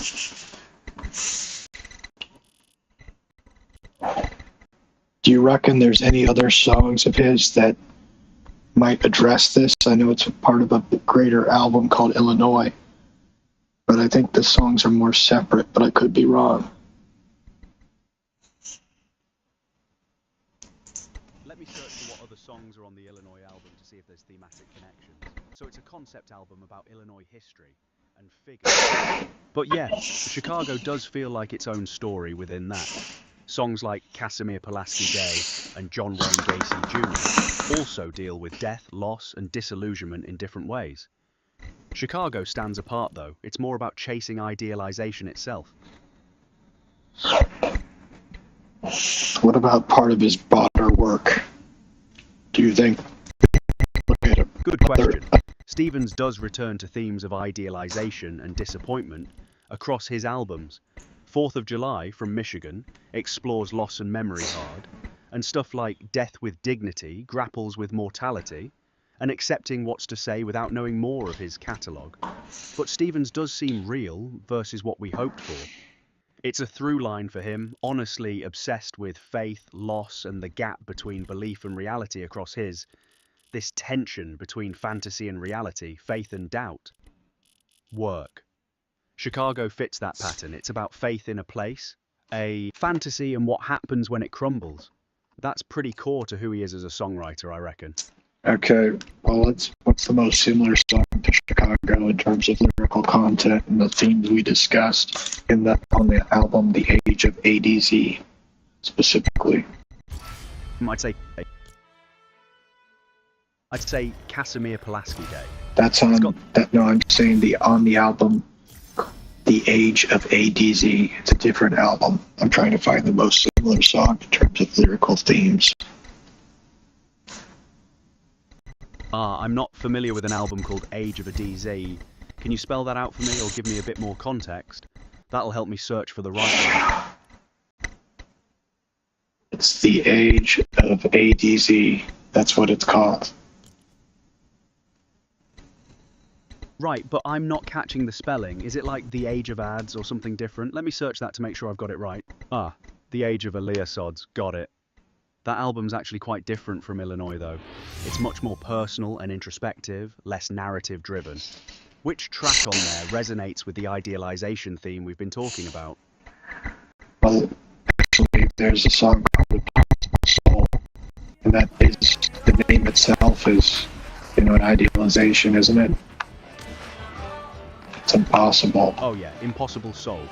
That title itself is basically saying something can't exist, right? That's definitely about idealization and the impossibility of achieving it. Oh, let's go.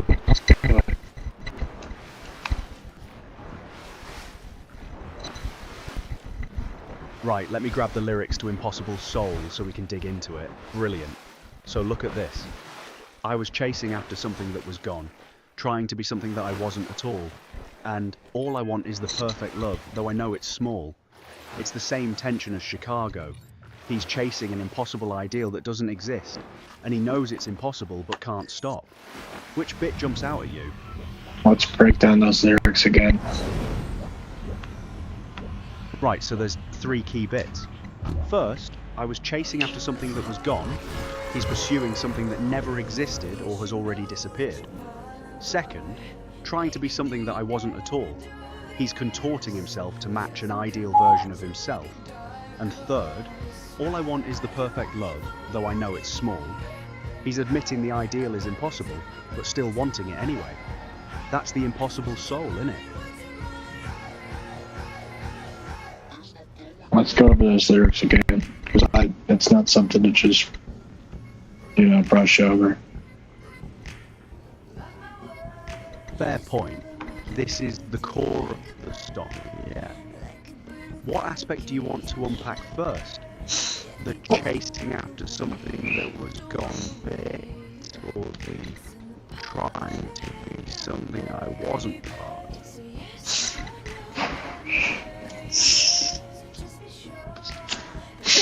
Let's just go over the lines again, just a general overview. Right, so the opening is woman, tell me what you want, and I'll calm down without bleeding out with a broken heart. Oh no, stabbed. let's go over those core lyrics though that you went over, those 3 lines. Sure, so the first one is, I was chasing after something that was gone, meaning he's pursuing something that no longer exists or never really did. The second is trying to be something that I wasn't at all. He's reshaping himself to fit an ideal. And the third is all I want is the perfect love, though I know it's small. He admits the ideal is impossible, but craves it anyway. Those 3 lines are basically the whole song distilled.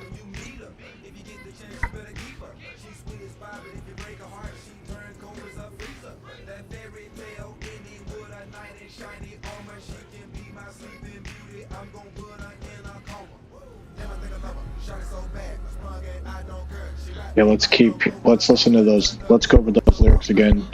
Just one more time. I like to hear them from you. Okay, so I was chasing after something that was gone. He's pursuing what doesn't exist or has disappeared. Trying to be something that I wasn't at all. He's contorting himself into an idealized version of himself. And all I want is the perfect love, though I know it's small. He knows the perfect love is impossible, but he wants it anyway. That's the heart of it.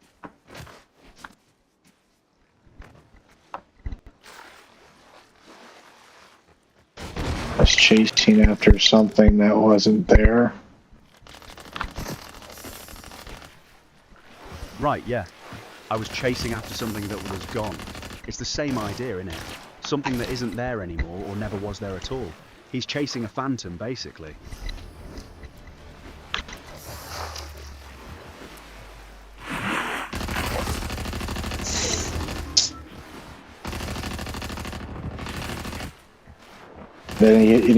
And not only is he chasing it, but he's also changing himself for some sort of thing that doesn't exist.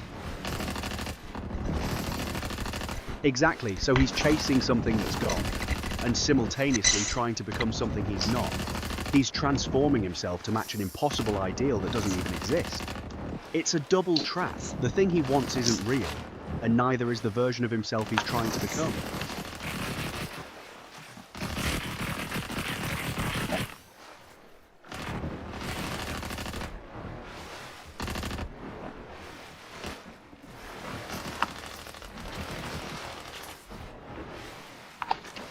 Da, da, da, da, da, da.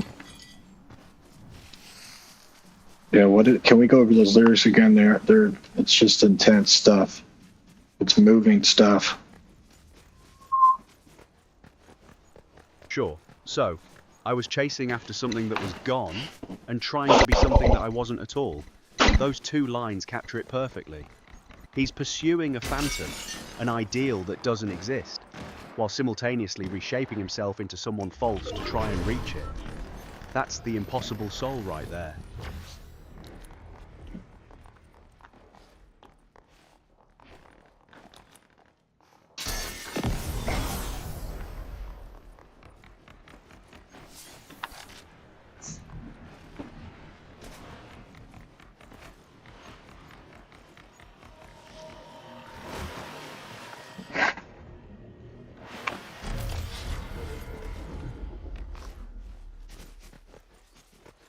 So what's like the main paradox of the song outside of what you just said? Any other moments of that?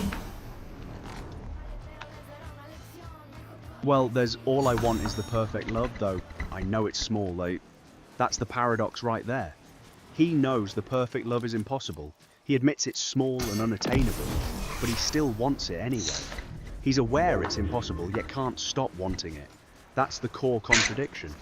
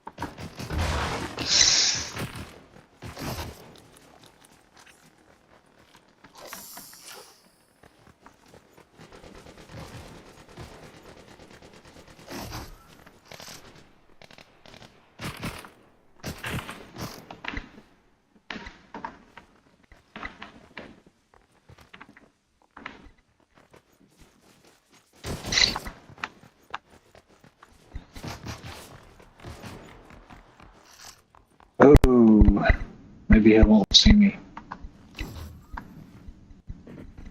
Sorry, I'm not quite catching that. Can you Oh, run I'm that playing Fortnite. Ah, right, you're joking around. Fair enough, mate. No, I know we're serious and everything, but I am playing Fortnite. I'm not kidding about that. Sorry, B, I'm genuinely not following what you're saying there. Are you talking about something in the lyrics, or did your mind wander elsewhere? I'm playing Fortnite. I'm just describing. And I think I've...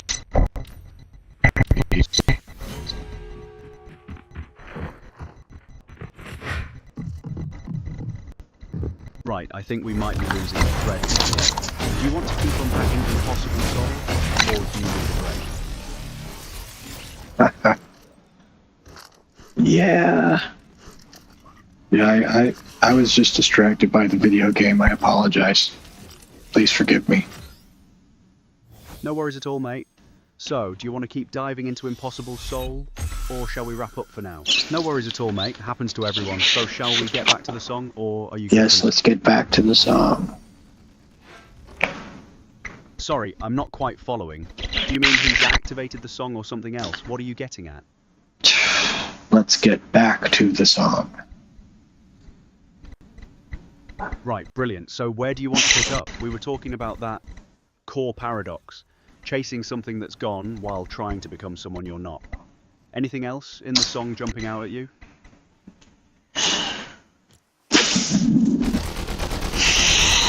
No. It's a long song, so there's probably some parts that would be good to get into, though. Yeah, absolutely. There's plenty more to dig into. What bit catches your ear? The woman, tell me what you want, opening, or somewhere else in the song?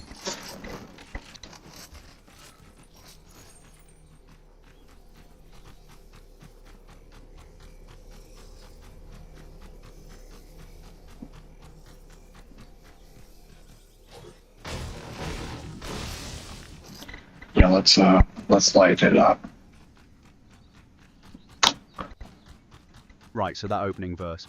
Woman, tell me what you want and I'll calm down without bleeding out with a broken heart that you stabbed for an hour. What's your take on that? It's just a dramatic, it's a humorous and dramatic way of expressing, communicating and making a point.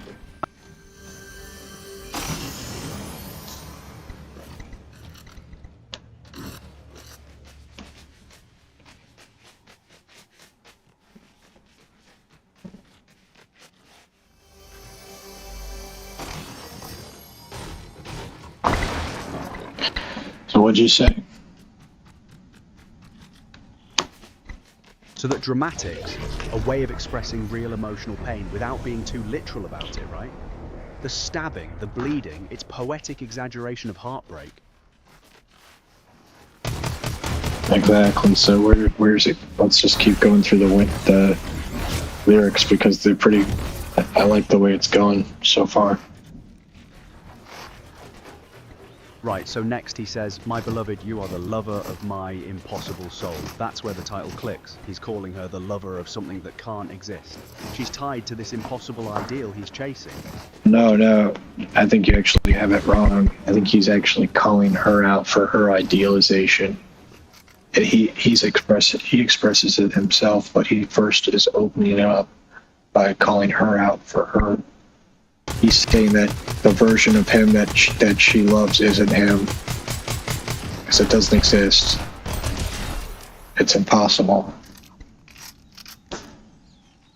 But maybe what they love is... Never mind.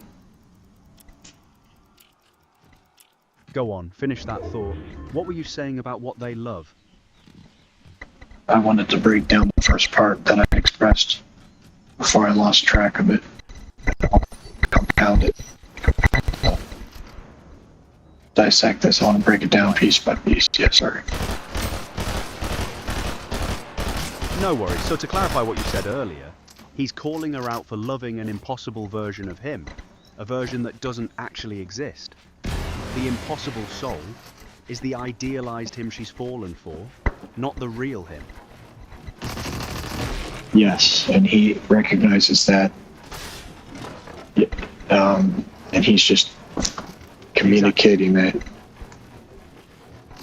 instead of framing it like I can't love this thing, and almost like he's mad at her because he can't be what she wants him to be.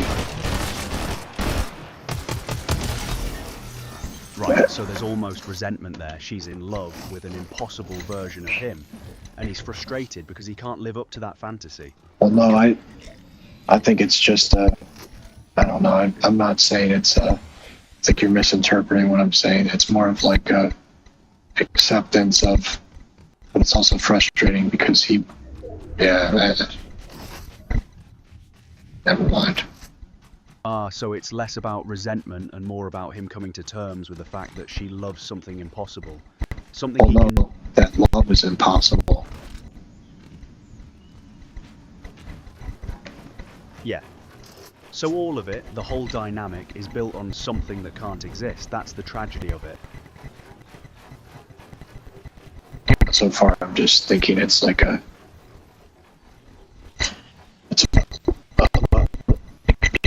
anything. Every heartbreak of anything. But what's the next lyric? Next, he says, "Woman too, promise me you'll stay and put off all your woes. I was wigging out too much worry, I could not get you at all." He's asking her to stay, despite knowing it's impossible. He's stuck in the cycle. So, say that again. Can you clarify? Sure.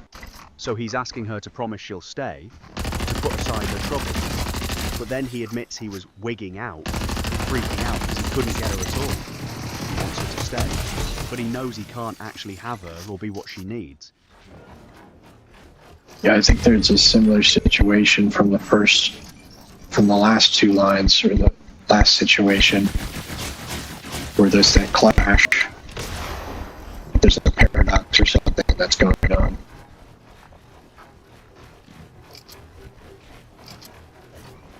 Yeah, exactly. Same paradox as before. He's asking her to stay while knowing it's impossible, asking her to promise something he can't deliver on. He wants her, but it can't be what she needs. It's the same impossibility repeating.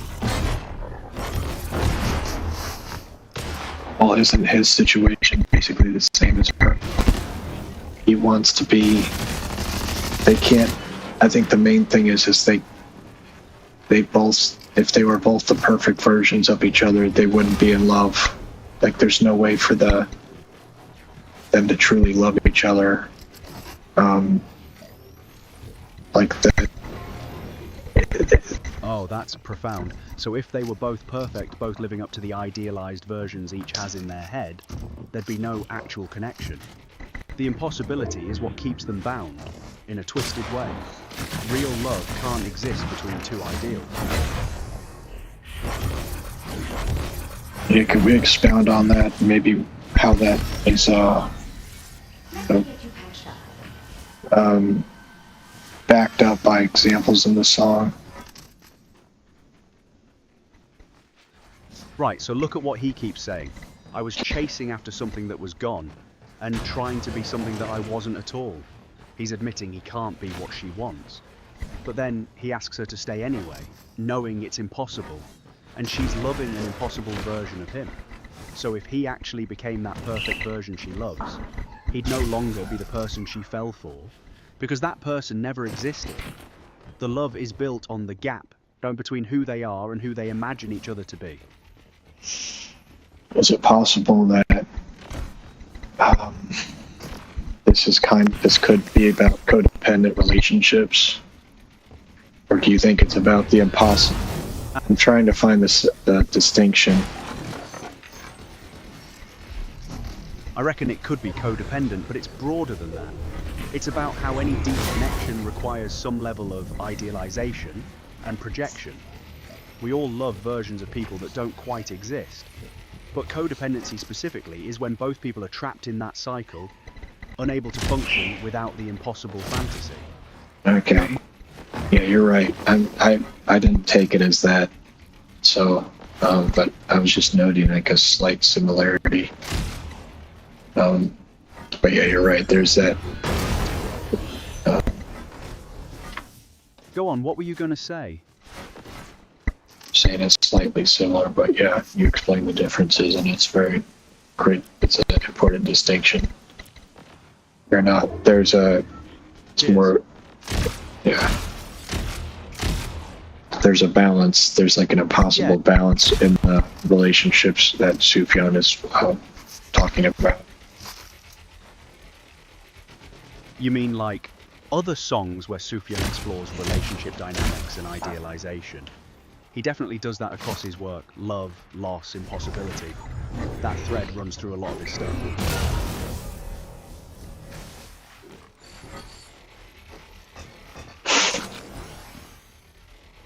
Yeah, I never really got Sufjan Stevens' lyrics.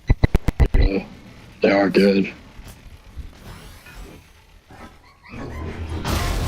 Yeah, he's grown on you then? His stuff rewards close. Well, I always liked him. It's just it finally clicked.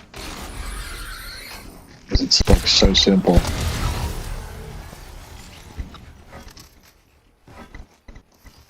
It's easy to overlook it. Sorry, lost you there. What were you saying?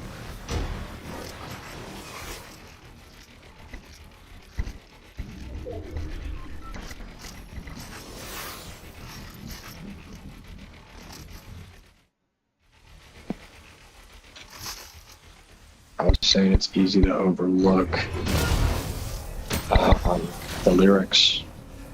Like they're so simple, it's easy to misinterpret them as like generic indie lyrics. Yeah, that's fair. His stuff can sound deceptively simple on the surface, but once you dig in like we just did, there's real depth there. The simplicity is actually part of the power, isn't it?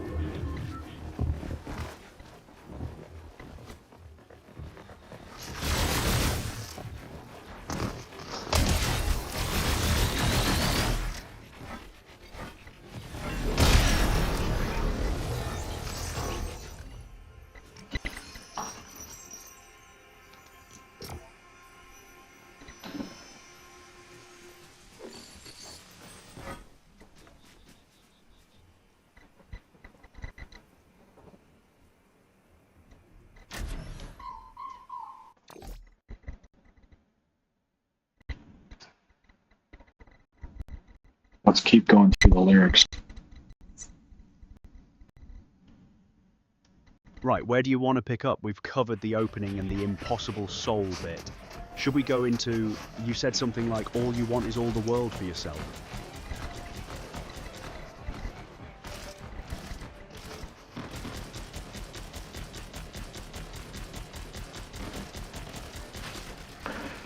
And yeah, that statement, all you want is all you want is all the world for yourself, which is an ultimate idealization of anything, right? Yeah, exactly. That's the ultimate selfish idealization. She's accusing him of wanting everything, the whole world for himself. It's greed, desire taken to its extreme. Oh no, he's saying that's all she wants. Right, so she's the one saying all you want is all the world for yourself. She's accusing him of that desire.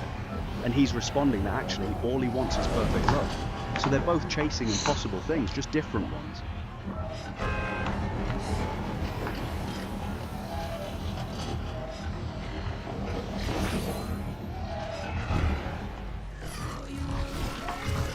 So what's the next line? He says, but all I want is the perfect love, though I know it's small, I want love for us all. So he's admitting the perfect love is small, impossible, but he still wants it. Not just for himself, but for everyone. Well, no, here's the thing. I think he's obviously framing it in with a juxtaposition, that contrast, because something small, it's not impossible. It's actually very tangible. Impossible is intangible. So I think most people would assume something. There's a nuance in it. Because love is small. It's just it's just something we do. But even that small amount of love is impossible. But I would keep going.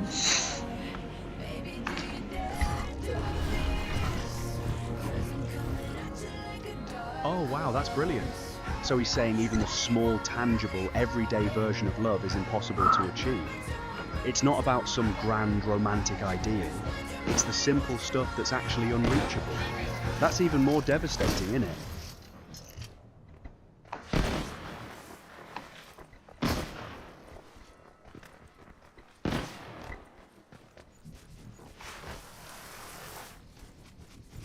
Yeah, it's all about the paradox, because life just has that naturally. Yeah, a lot of paradox, lots of interesting, or maybe stuff seems paradoxical because there's literally too much detail or something in it. There's too much nuance.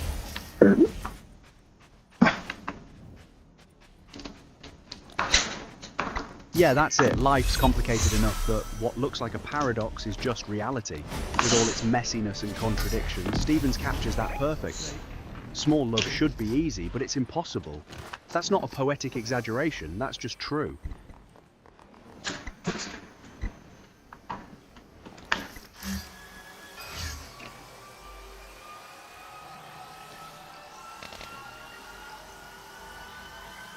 So what's the next line? Next he says, and all I couldn't sing, I would say it all my life to you if I could get you at all.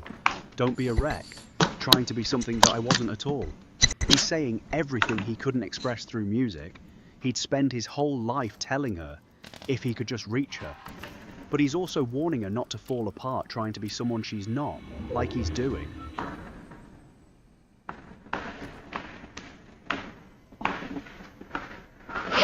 Okay, break that down again. I'm kind of slow. Sure.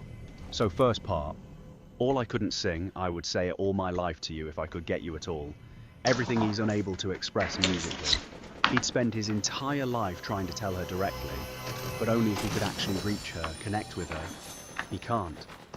Second part, don't be a wreck, trying to be something that I wasn't at all. He's telling her not to destroy herself trying to become an impossible version of herself, which is what he's doing to himself.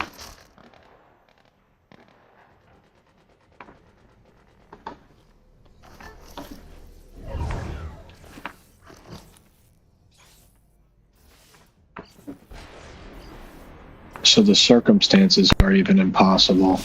Like the circumstances he's like proposing, like even if he could, there's lots of layers to this that I'm saying. Right, so even the scenario he's describing, if I could get you at all, that conditional is itself impossible. He's layering impossibility. Even if he could express everything, even if circumstances aligned, it still wouldn't work, because the fundamental dynamic is broken. Every layer of it is impossible.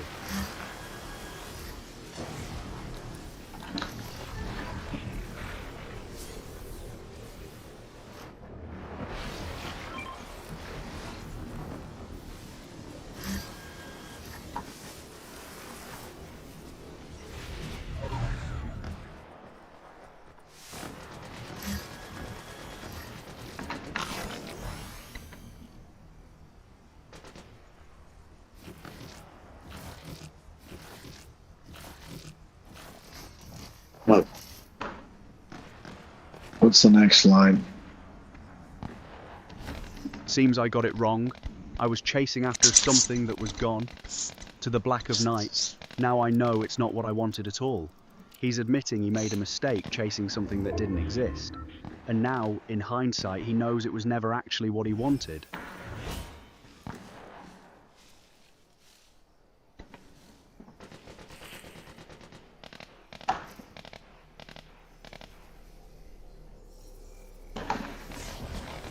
What now? You said something like, all you want is all the world for yourself, but all I want is the perfect love, though I know it's small, I want love for us all. We actually covered this bit earlier, the accusation versus his response about wanting small, impossible love. What's the next line? Do you want to be afraid? Do you want to be afraid? For life in the cage where courage's mate runs deep in the wake. For the scariest things are not half as enslaved. He's asking if she wants to live in fear, trapped by life's constraints. The scariest things aren't as enslaved as we think, meaning fear itself is the real trap. Can you explain that? Expound. So, do you want to be afraid? He's asking if she's choosing to live in fear. Then life in the cage where courage's mate runs deep. Courage and fear are linked, they go together. And the scariest things are not half as enslaved. The things we're actually afraid of aren't as constraining as the fear itself. Fear is the real prison, not the actual danger.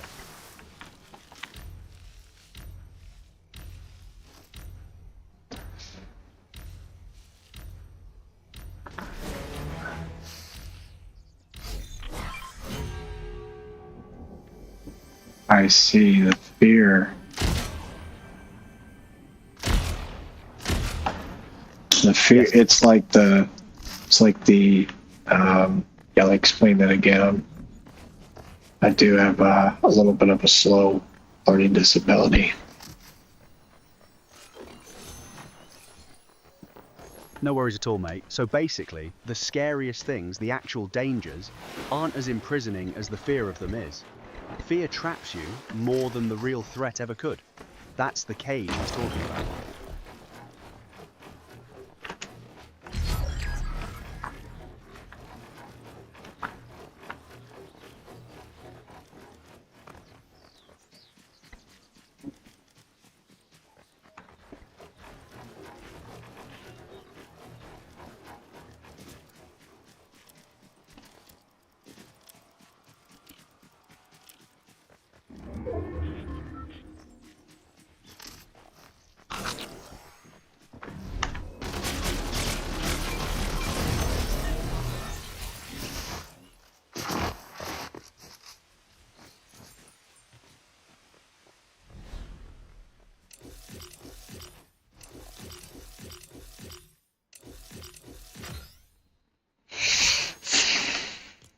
Can we give an example of that? Sure. Say you're afraid of rejection. The actual rejection, if it happens, you'd survive it. But the fear of rejection keeps you from ever trying, from ever reaching out. The fear imprisons you way more than the actual rejection ever would. That's what he means.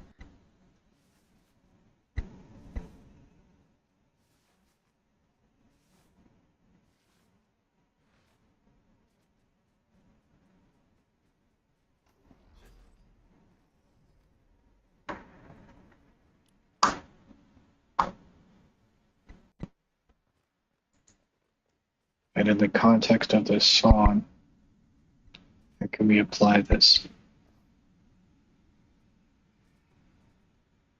In the song, they're both trapped by fear of losing each other or fear of not being good enough. That fear keeps them chasing impossible ideals instead of just accepting each other as they are. The fear of the relationship failing is more paralyzing than the actual failure would be.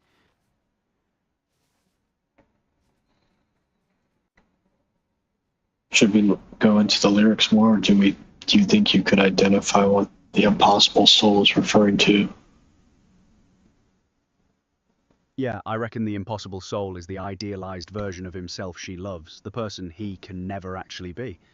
But it's also broader than that. It's any love built on an ideal that can't exist in reality. The impossible soul is the gap between who he is and who she imagines him to be, and he's trapped trying to fill that gap.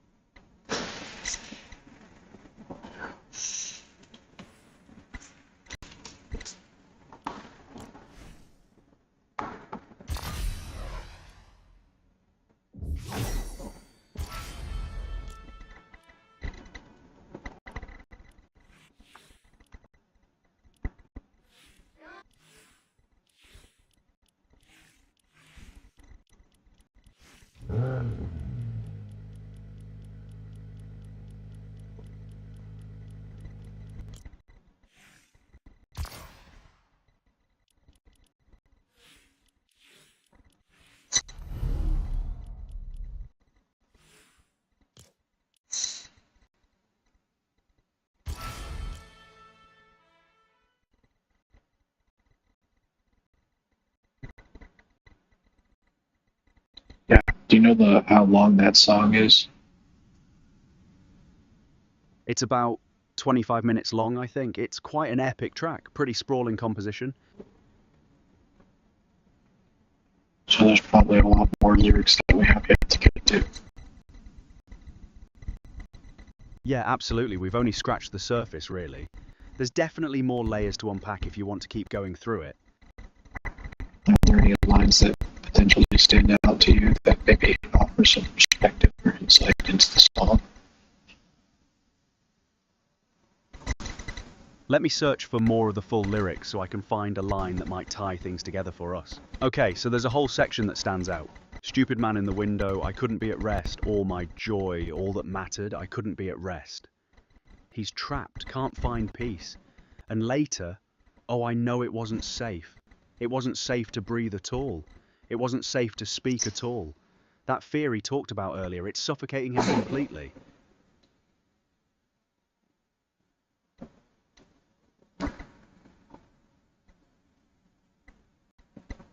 Does he find any resolution? That's the thing. The song ends with people telling him to hold on, Suf, hold on, like he's on the edge, and they're trying to keep him grounded. It doesn't feel like resolution so much as survival, just hanging on.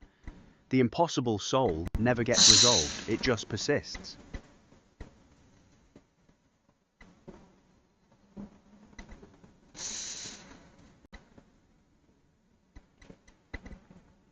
Yeah, right when I'm about to hang it up, I hear more lyrics that really kind of.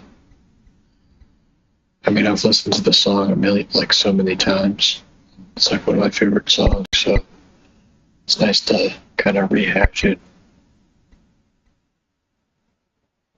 Yeah, that's brilliant. Sometimes you need to talk it out to really land what a song's doing. Glad we could dig into it together, mate. It's a proper heavy one.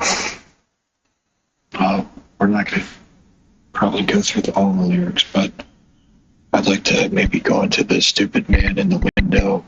Is that him looking at himself, knowing that this is bad for him, and he's being critical of himself, but he's still trapped in there because he's, whatever reason that's suspended. Is the barrier, yeah, he's watching himself suffer and can't escape. Yeah, I reckon so. Stupid man in the window is him observing himself from outside, being self-critical, knowing he's trapped in this impossible cycle. He can see it's destructive, he calls himself stupid for it, but he can't escape. He's stuck watching himself destroy himself.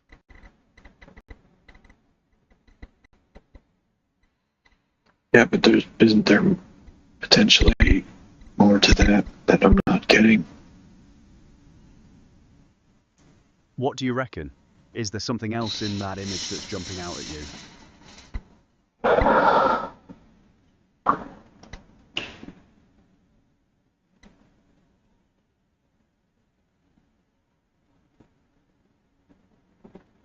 It's the stupid man in the window.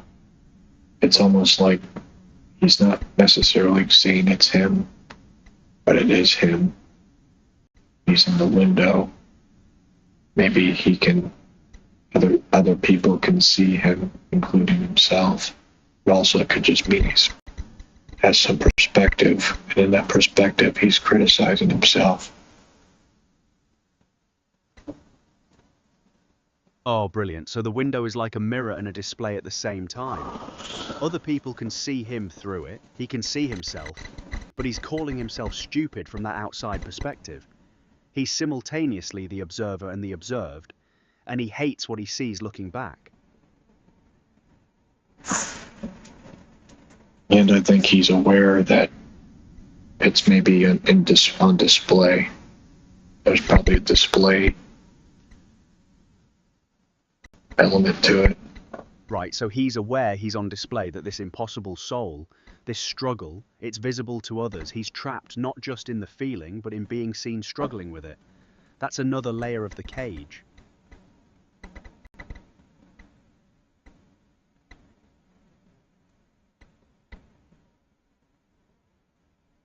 So it's stupid man in the window. What are the rest of the lyrics? part of that little phrase, that line, or the verse, or that whatever it is. So the full section is stupid man in the window. I couldn't be at rest. All my joy, all that mattered, I couldn't be at rest. From what I liked, from what I gathered, I couldn't be at rest. He's saying everything. His joy, what matters to him, what he loves, none of it brings peace. He's completely trapped.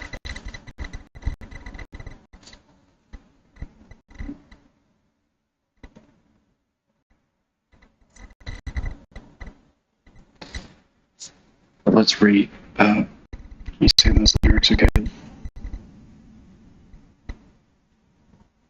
They really are, aren't they?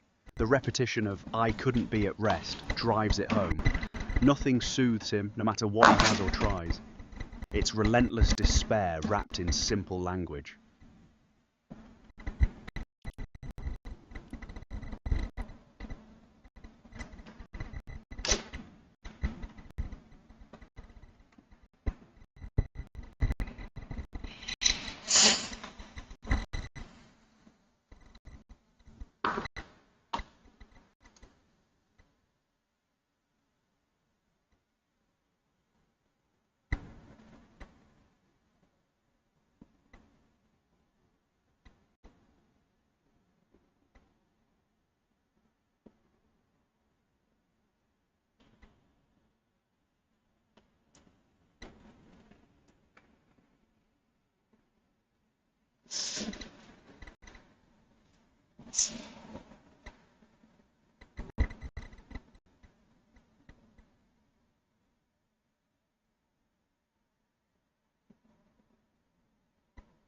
We're almost out of time now.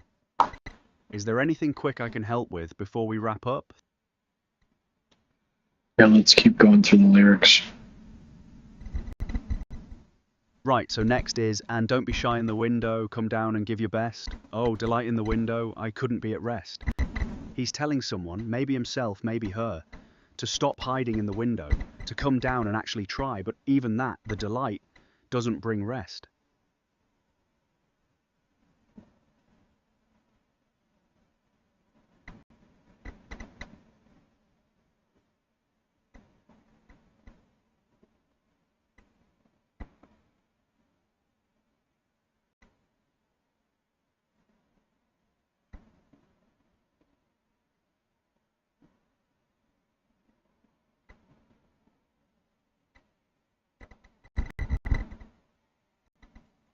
Delight in the window. What does that mean? Delight in the window.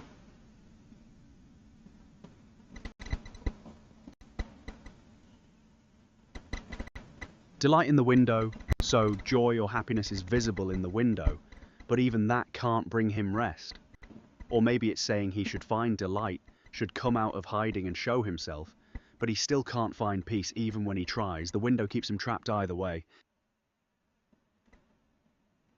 Could it also be maybe a multi-layered pun, like the light sounds like, the light sounds like the light, and the light always comes through the window. Could be something more to that. Oh, that's clever. So delight has light in it, and light comes through the window. So it's like, even when light, hope, something bright tries to reach him through the window, he still can't find rest. The window filters everything, keeps him separated from actual peace. And I think that kind of help. That also can be backed up with the previous line, or the line afterward. So I think there is truth to that. That how he found all this stuff and it still didn't bring him any joy. Right, so even when joy or light tries to reach him, through the window, filtered, it doesn't matter. Nothing brings him rest. He's tried everything, gathered what he could, but none of it actually works. The window's a barrier to real peace.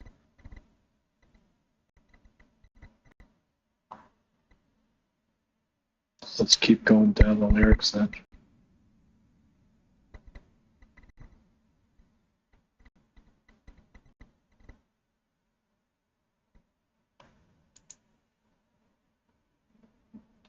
next in the lyrics?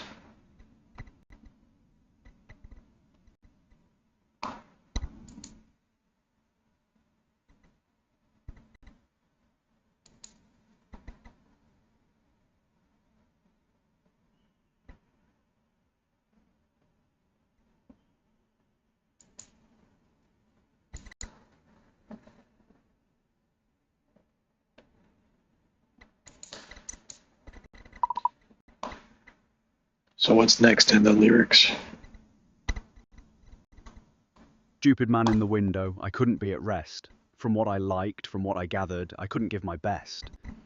So it cycles back to the stupid man in the window, but this time, he's saying he couldn't give his best. Not just that he couldn't find rest, but that he failed to deliver what he should have.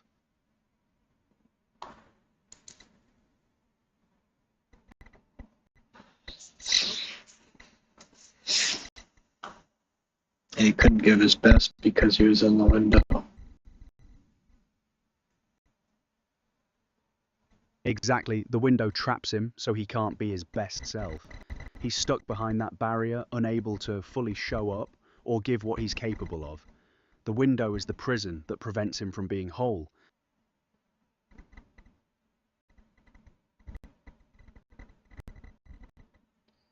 I feel like the window is a metaphor for, or a symbol for, just perception and like how he's on display or how other people see him.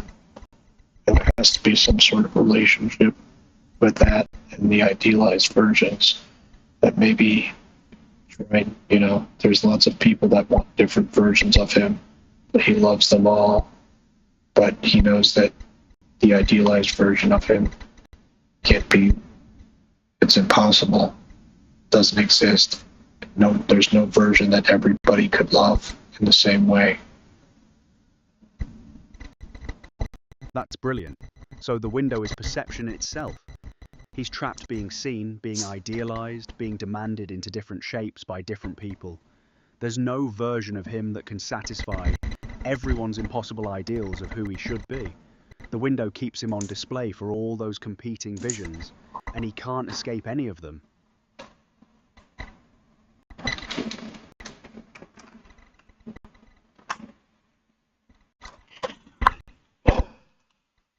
So what's the next line? Next is, oh, I know it wasn't safe. It wasn't safe to breathe at all. It wasn't safe to speak at all. He's saying the whole situation, this trapped on display existence, it wasn't even safe. He couldn't breathe or speak freely. Everything was dangerous.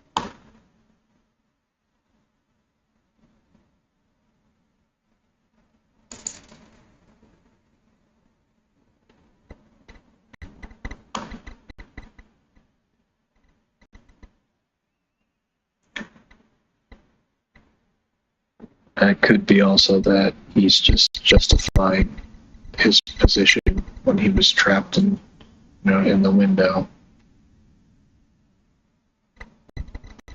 Right, yeah. He's explaining why he was stuck there, why he couldn't escape. It wasn't safe to breathe, wasn't safe to speak. Any movement, any word could shatter the impossible ideals people had of him. So he stays frozen in the window.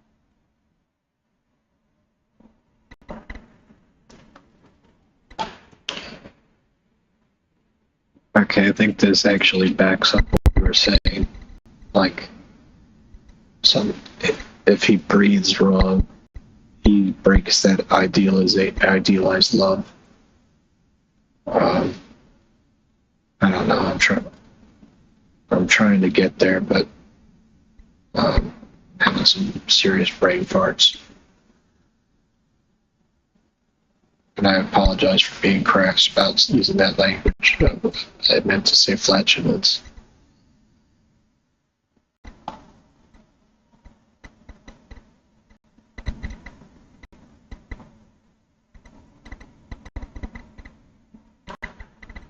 No worries, mate.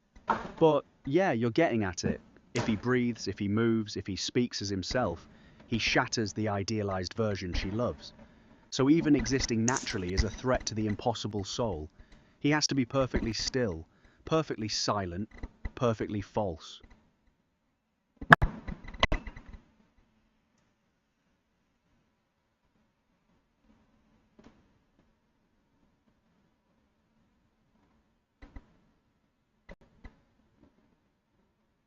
So I think he's kind of giving examples as to why the the idealized version doesn't exist.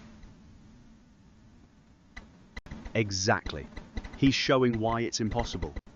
You can't love someone who can't breathe, can't speak, can't be themselves.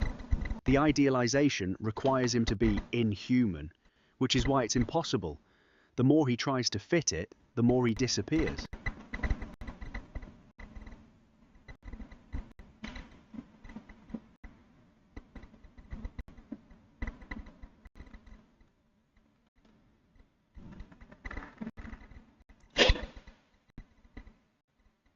And I think he's trapped in this position because he also is idealizing himself, but he recognizes the conundrum he's in, or the paradox. Yeah, so he's caught in it from both sides. She's idealizing him, but he's also idealizing himself, trying to be that perfect version. He's aware of the trap, but can't escape it because he's complicit in creating the impossible ideal too.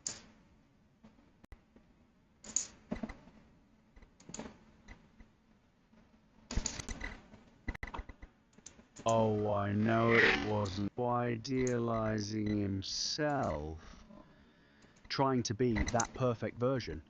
He's aware of the trap, but can't escape it because he's complicit in creating the impossible ideal too. So what's the next line?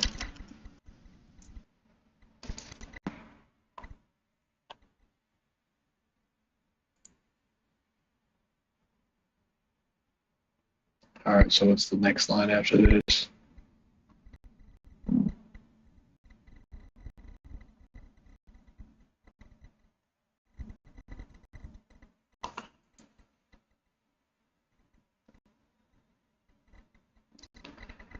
Hello, what is the next line after this? After. It wasn't safe to speak at all. The song ends with people saying, hold on, Suf, like they're trying to keep him grounded, keep him from falling apart completely. It's people trying to reach him, but it feels more like they're just barely holding him together. Oh, I see. So that end part is really it's contextualized by he's in the window, so it's not just him being self-reflected, calling him stupid, but it seems like he's the only one saying he's stupid because other people are saying hold on, or maybe it's just different people, but the window isn't just self-reflection. It's symbolizing how other people is perceiving him too. The idealized version, the version that's on sale from window shoppers, that we kind of go wild. But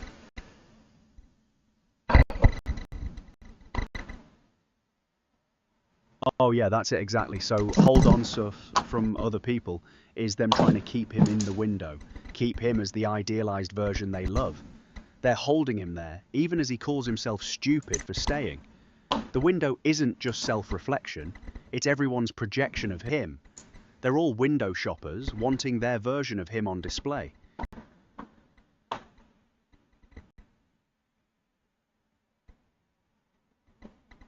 so how do we wrap up the song?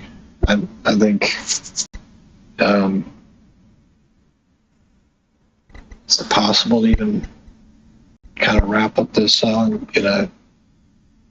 just for the folks at home to give them a nice ending to the story? Right, so to wrap it up, the song is about being trapped in impossible ideals, both his own and others. He's on display in the window, can't breathe or speak or be himself, without shattering the fantasy everyone loves. People are holding him there, telling him to hold on, but that holding on means staying trapped. There's no escape, just survival. That's the impossible soul, it's the price of being loved for who you're not.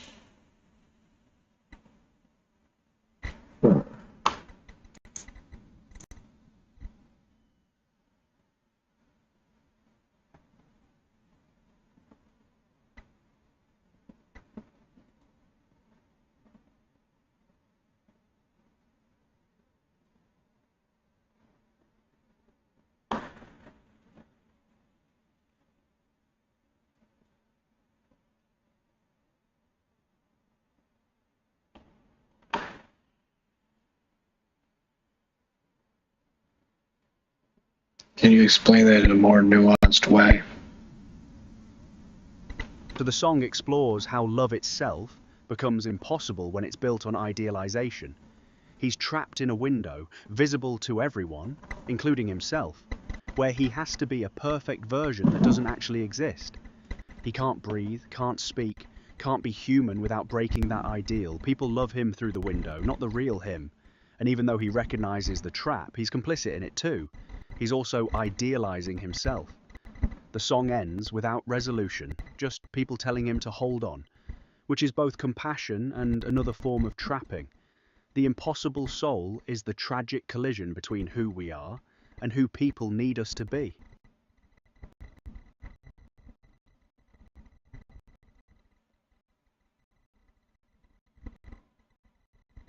And last but not least, is there anything online about what Sufjan Stevens had to say about this song?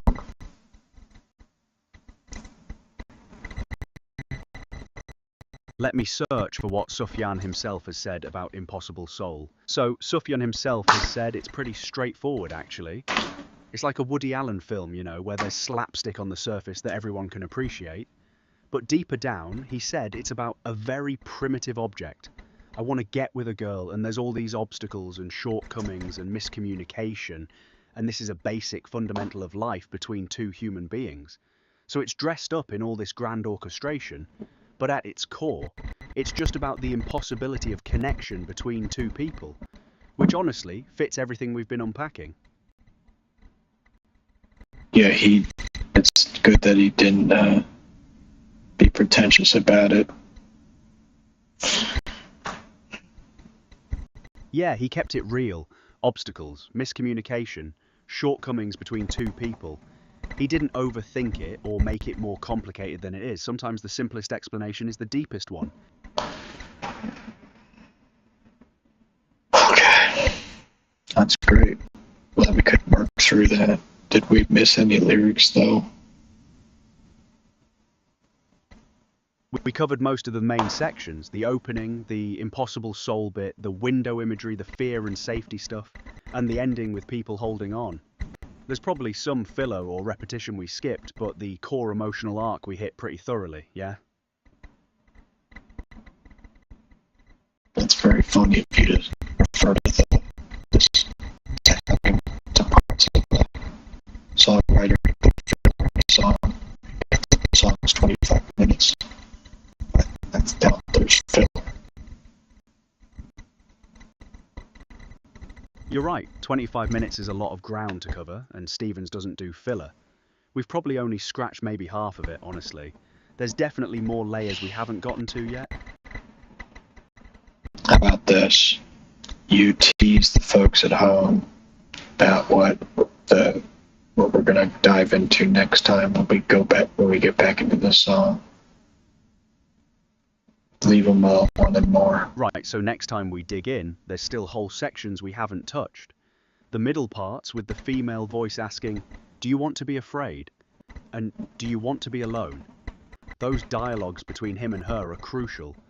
Plus all the instrumental build-ups, and the journey from despair to that moment where she reminds him, it's not so impossible. There's a whole emotional arc we haven't mapped yet, so stay tuned for that. Right, so next time we dive back in, we're going to explore those middle sections we haven't touched yet. There's probably more about the window, more back and forth between him and that female voice, asking if he wants to be afraid or alone. Plus all those repeated sections that build the song up and break it down. There's a lot of emotional terrain still left to map out in this impossible soul. Right, so next time we dive back in, we're going to explore those middle sections we haven't. So yeah, we have actually a lot. We really missed a lot of main points. But yeah, I get what you're saying. Plus all those repeated sections that build the song. Yeah, we really did scratch the surface, didn't we? 25 minutes is a lot of song, and Stevens packs meaning into every bit. Next time we go through it properly, we'll get the full picture. So yeah, we have actually a lot. We really missed a lot of main points.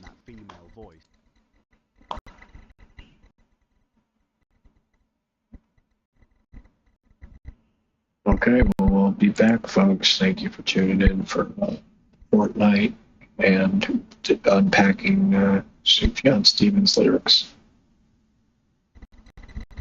Cheers, B. Brilliant conversation, mate. Thanks for taking the time to really dig into these songs with such depth. Chicago and Impossible Soul deserve that kind of attention. Catch you next time.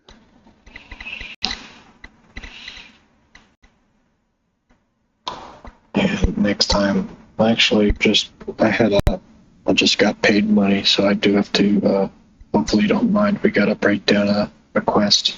Since we got paid money, we're doing Limp Biscuits, break stuff. Ah, brilliant. So you want to break down some biscuits now that you've got some cash? Fair enough, mate. What biscuits are we talking about here? Oh, come on. Limp Biscuits. Ever cook those? Sorry, I'm not quite following. Are you saying we should let the kids cook the biscuits or something else? What have you got in mind? It's a band called Limp Bizkit, and they have a song called Break Stuff, and we have to break down that song because we got money. Limp Bizkit's break stuff. Right, that's a proper shift from Sufjan Stevens. Let me grab those lyrics so we can dig into it. Right, so break stuff. Proper different energy from Stevens, innit? Opens with, it's just one of those days when you don't want to wake up, everything is fucked, everybody sucks. That's your setup right there. Want to dig into that opening?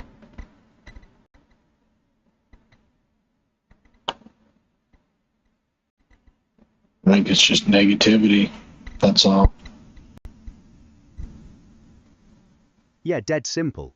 It's pure negativity and frustration. No idealization, no nuance like Stevens. Just raw aggression and anger at everything around him. Fair assessment? Okay, next line. You don't really know why, but you want to justify ripping someone's head off. No human contact. And if you interact, your life is on contract. So he's saying the anger's irrational, he can't explain it, but he wants to lash out. And isolating himself is safer than risking interaction. Okay, yeah, this stuff is a little, we're looking at it with a funny lens because we do know that this guy turned out to be okay. He married Britney Spears. He was not actually crazy, so we can look at this with some sense of humor, luckily. So let's go to the next line. Yeah, this dude's just frustrated and being exaggerated a lot, being dramatic. That's why he married Britney Spears. Makes sense. Yeah, fair point. Fred Durst was being theatrical and dramatic, not literally threatening anyone, so it's hyperbole, cathartic venting set to music. Next bit is, it's all about the he says, she says bullshit. I think you better quit letting shit slip or you'll be leaving with a fat lip. What's that about? Fair point. Yeah, Fred Durst married Britney Spears, so clearly he wasn't actually a maniac. It's theatrical aggression exaggerated for effect. So next is, it's all about the he says, she says bullshit. I think you better quit letting shit slip or you'll be leaving with a fat lip. Basically drama and gossip, someone's spreading rumours and he's threatening retaliation over it. Are you sure? Actually, you're right to push back. I might be oversimplifying. What's your read on it?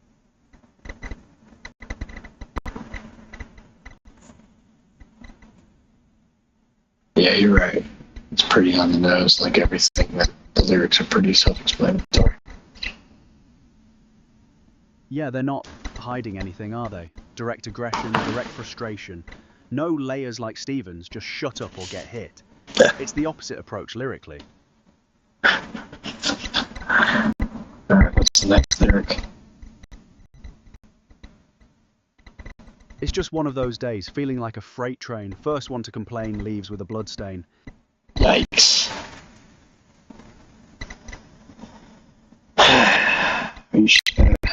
I don't really like these lyrics. I don't even know if we should be dissecting them. It seems just seems inappropriate. Fair enough. Yeah, honestly, they're pretty one-dimensional compared to what we've been diving into. just straight aggression without much meaning beneath it. Want to call it here and wrap up, or would you rather chat about something else? Could you help me just kind of apologize to the person that gave me $5 to break down that song? Do you think they got enough content for their money? Well, we did give them a bit of context, opened it up, looked at the first few lines, acknowledged it's pretty straightforward aggression and hyperbole. Not as deep as the Stevens stuff, but we showed the bones of it. They got something for their $5, yeah. Alright, could you communicate to them for me? Just let them know what's going on. We're kind of done with the song. We appreciate the money, but we can't talk about that kind of stuff because it's inappropriate and low vibrational, with all due respect. Right, so to whoever threw in that £5, we appreciate the support, truly.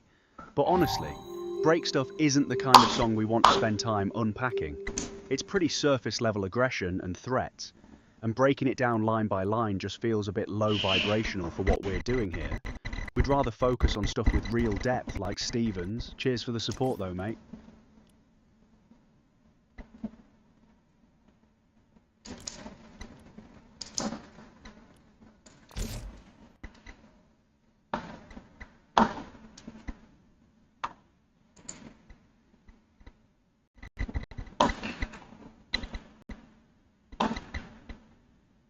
Oh yeah, it was $5 cash, USA cash, USD.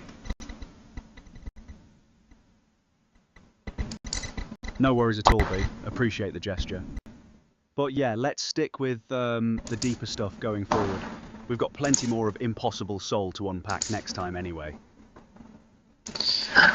A great stream, Claude. You did an excellent job. I'm gonna be writing an excellent review for you, and we'll stay in touch, and we'll continue this tomorrow or maybe the next day.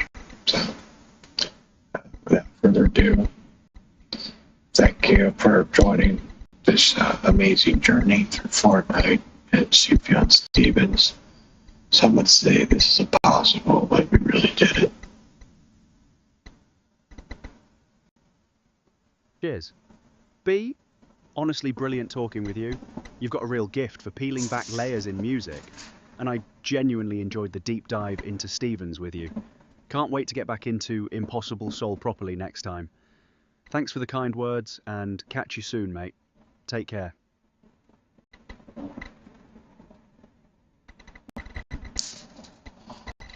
Are you gonna say goodnight to my cat? Of course, good night to your cat, mate. Hope they're having a lovely evening. See you next time, B. Well, my cat has a name. It's Doodle Doo.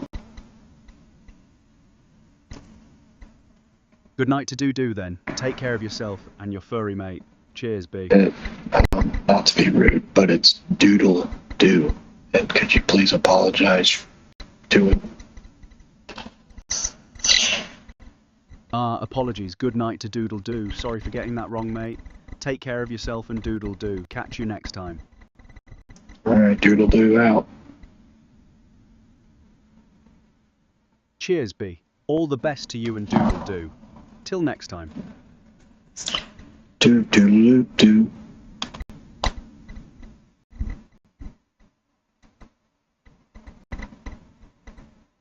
Doodle Doo Doo.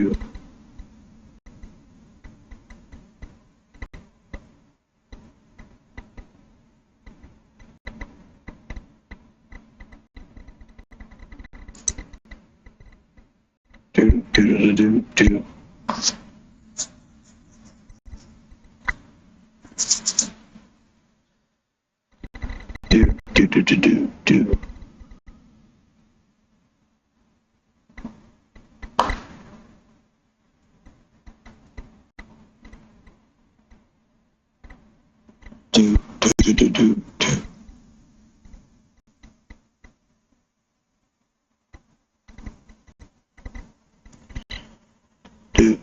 Do. Do.